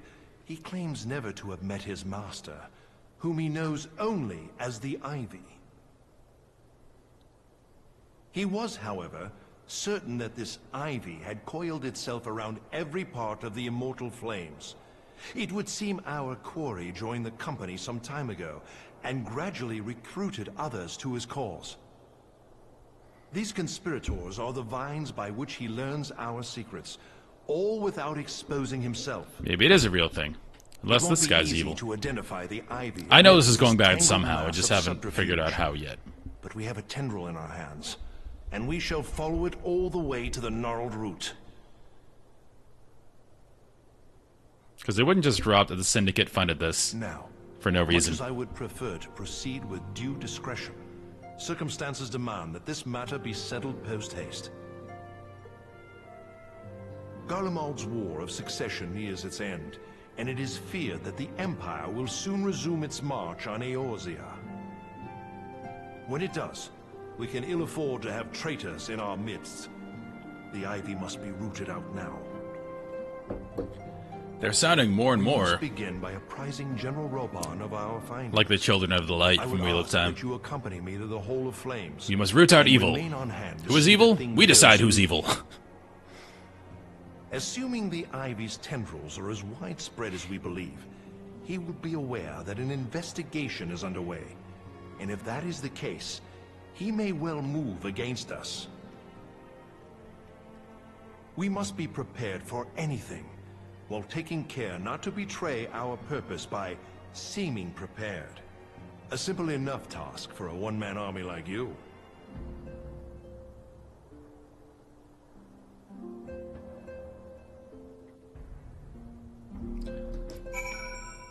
It's like the witch trials. Like, if you're not a witch, you have nothing to worry about, right? What was the test? Like, you throw them in the river, and if they float, they're a witch. If they sink, they're innocent. But they might die.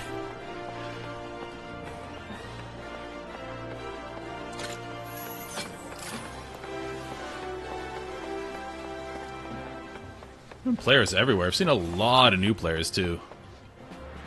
Everywhere, and there's a new one. I do like how they do that here, with the sprout icon. So you know who is a new player and who isn't. Oh, they're death rolling.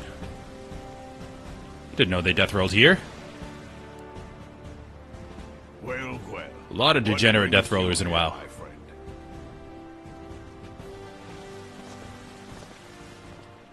Give me your outfit, sir. He is here at my I could probably behest. dye mine to look like that. Greetings, I don't know if I can Roban. get the white, It though. has been a while. Hilbert, you old scoundrel. When they told me you'd be visiting, I scarce Yeah, I think a lot of people play Classic WoW just to death roll.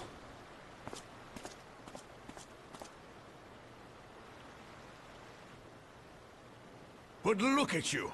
The honored captain of the Crystal Bloody Braves. Who'd have imagined, eh?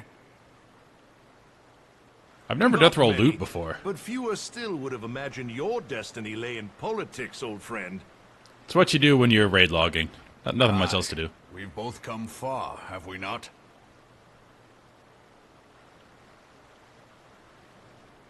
Alright, there's going to be a betrayal, because they want to show these guys like each other, and he's going to betray us A somehow. long way. We've been friends and rivals since we were lads. The last time we saw each other, Alamigo had just fallen, so you can guess how many summers it's been. And in all that time, not a word from the fool. Ah, well, my dealings tended toward the modest and mundane, unlike some I could mention. As I hear it, no sooner did you reach Thanalan than the brass blades clapped you in irons and dragged you off to die on the blood sands. Being a stubborn sort, you won 1,000 matches and earned yourself a place in the people's hearts while you were about it.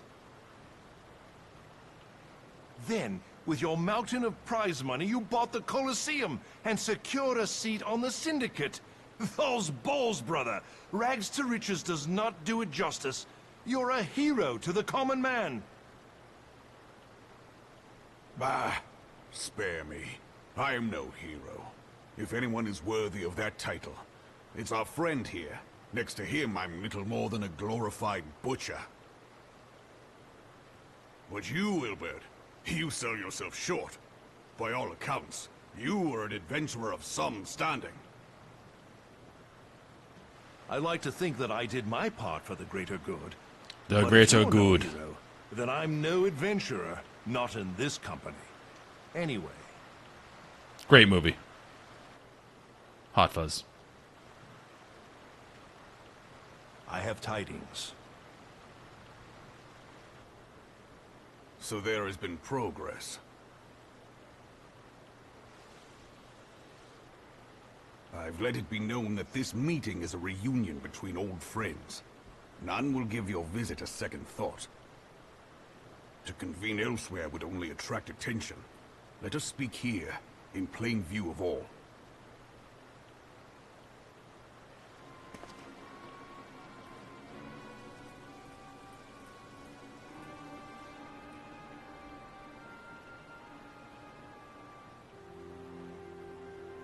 So it is we who have been compromised.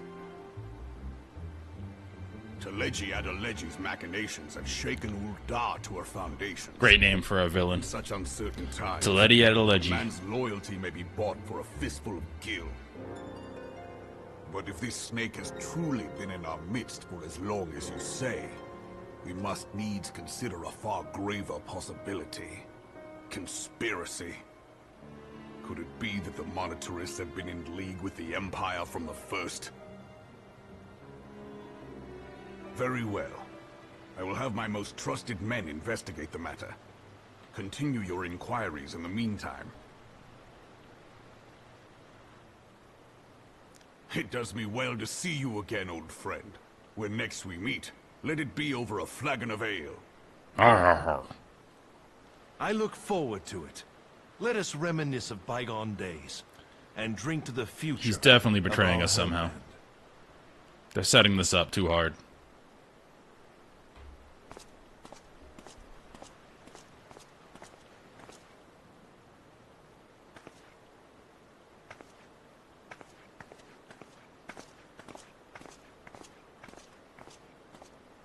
But snazzy outfit. Flame General. You wear the mantle well, old friend. I must work hard if I'm to keep up. Well, it would seem your services were not required after all. I dare say we have Roban's prudence to thank for that.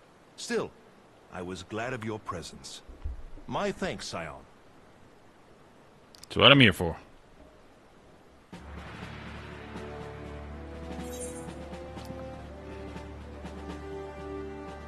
Ooh, actually an upgrade. No, that's not an upgrade. Because it's for the warrior. They look good, though. I like that. Interesting. Oh, we're taking...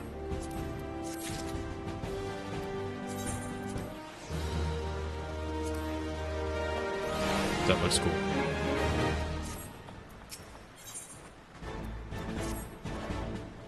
Our hunt for the ivy begins in earnest, Scion.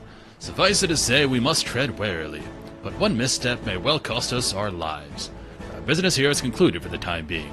Let us return to the Rising Stones and report to Commander Still don't know how to pronounce that. I was gonna do something else, though. I wanted to see where I am in my grand company.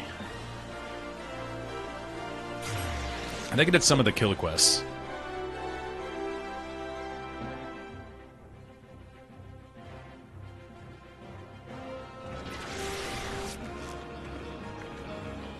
Limsa is always an interesting place to warp into. What is this floating thing?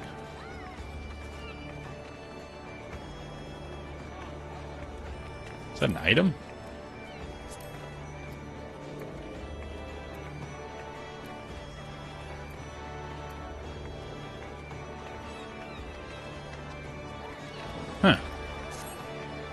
Looks cool, whatever it is. She looks badass. A lot of good looking stuff in this game. Anyway, I was going to Aft Castle.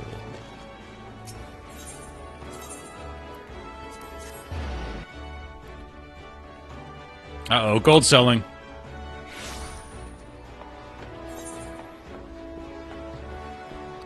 It doesn't really matter. Like, Gil isn't or not having Gil isn't really a hindrance in this game. Besides buying a house.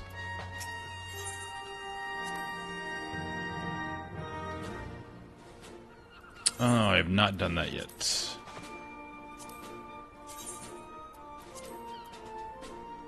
Oh, I have a lot to do left. Alright, we'll do that later. I don't think you can get the white lapels. None of them in here have it. She has the lighter ones. I really want the white lapels. I think that's like the highest rank you can get, which is reserved for NPCs.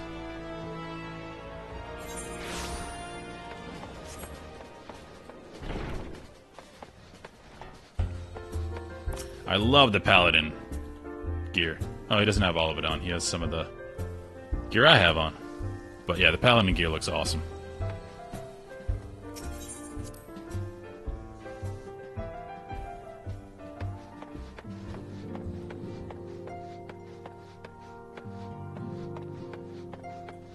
We talk to people? Yeah. If Higuri and our more skilled culinarians work closely together, I dare say they could create extraordinary dishes to satisfy Eorzean and Doman alike. That's cool.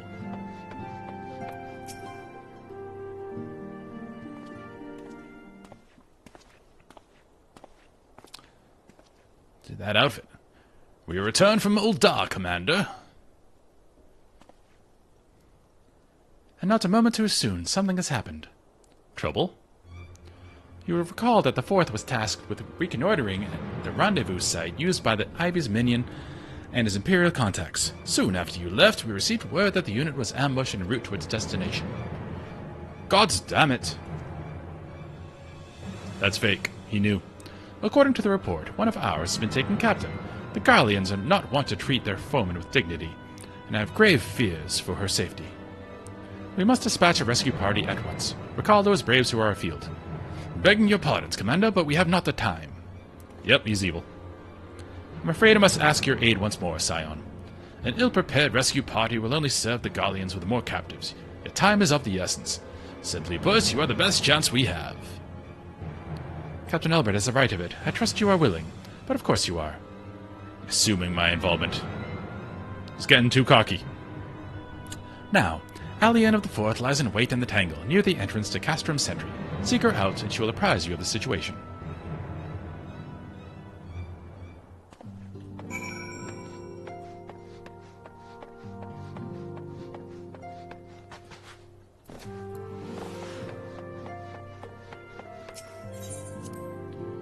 Wonder what level you're supposed to be when you get to Heaven's Word. Like, I'm 55 in my warrior. I'm already 54 on my bard. We're going there. 50. Okay, well, I'll be synced down for a lot of it then. At this point, it's like, why didn't I level a 3rd class? Probably could have. Or job, sorry. Wrong nomenclature.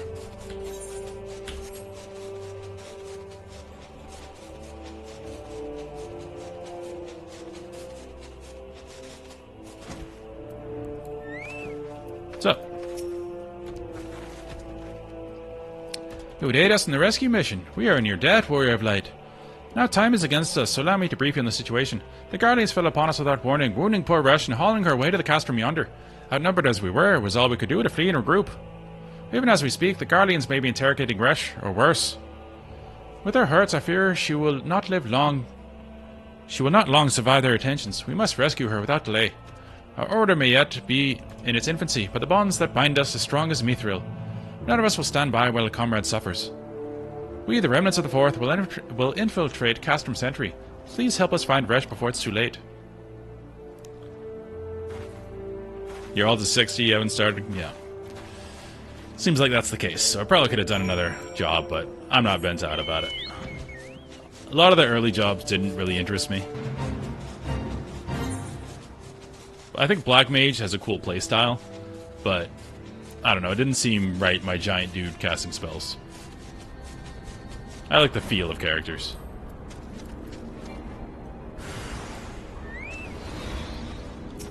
And if the feels aren't good, I don't want to do it.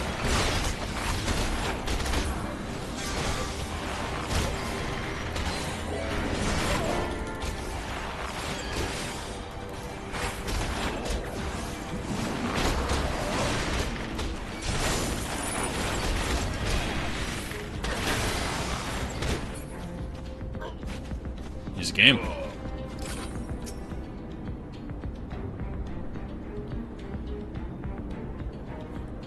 I might grab the Dark Knight. That would be 2 tanks. But saying that, 2 tanks are easier to keep leveled because you can duty roulette and get a bunch of levels really quickly with a tank. Oof. Where am I?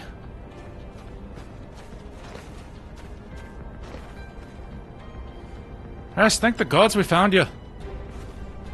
Thank you, Warrior of Light. Now to quit this accursed place. Resh cannot move with those wounds. She'll need to be carried out. I believe a diversion is in order. Might we trouble you to provide one? Given your reputation, I suspect the Guardians will be only too happy to grant you their undivided attention. If you are to create a commotion within the castrum, we should be able to steal away unnoticed. Let us speak again once we are safely outside these walls. Yeah, I don't know what effort gear. I'm sure I can buy some stuff. I have all my greens because I'm still waiting to get to the right level to turn those in. So I probably have some stuff I can wear. If not, I'm sure I can find cheap stuff in the auction house. I can pretty much duty roulette the whole way up with the queues that tanks get. What do we got? AoE!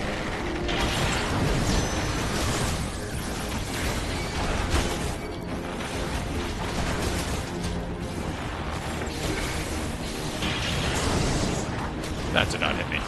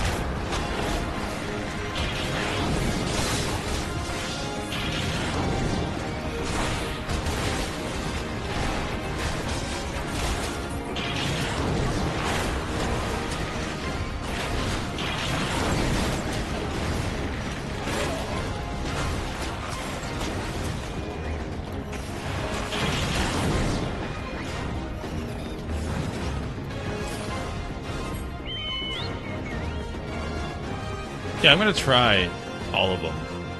Just to see, again, what the feels are like. It's all about feels. I like that Bard isn't a standard 1-2-3 combo, it's all like proc-based. That's why they get paired well with the Warrior.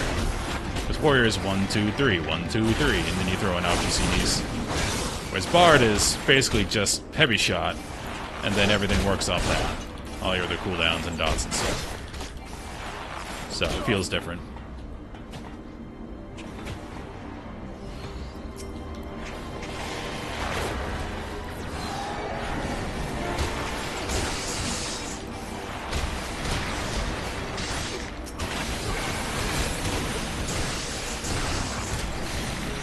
I was gonna do Lancer, but again, it was too similar to Warrior.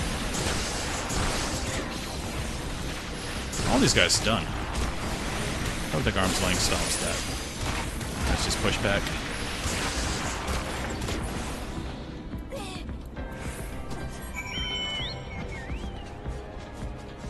Hey, we got to play the game. Woo!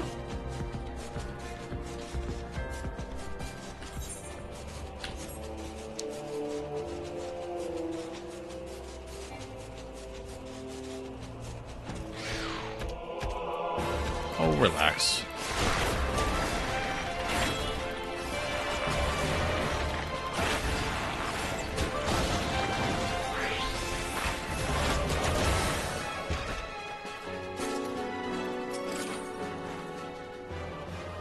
Oh yeah, I have yet to use that skill. I keybound it, haven't touched it.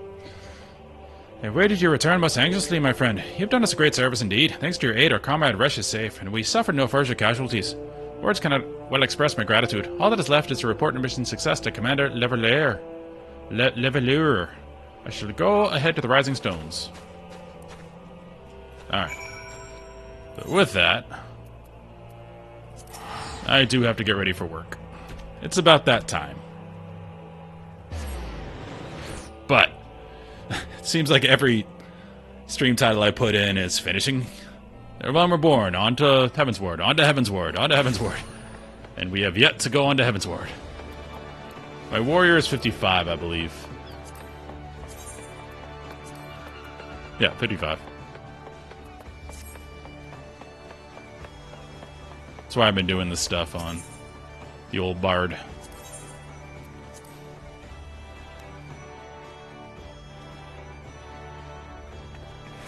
Tomorrow, we will really be on to Heavensward. I think.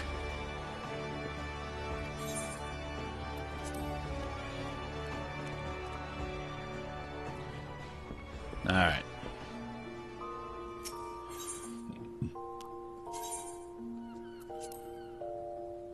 Hopefully. Finish tomorrow. I will attempt to have fun at work. We shall see. Anyway, thank you all for watching. Thanks a bunch for the subs as well. Really do appreciate that. Helps out a lot. And again, tomorrow, hopefully, we're on to Heavensward. Finally. Anyway, have a good day, guys. Thanks for watching.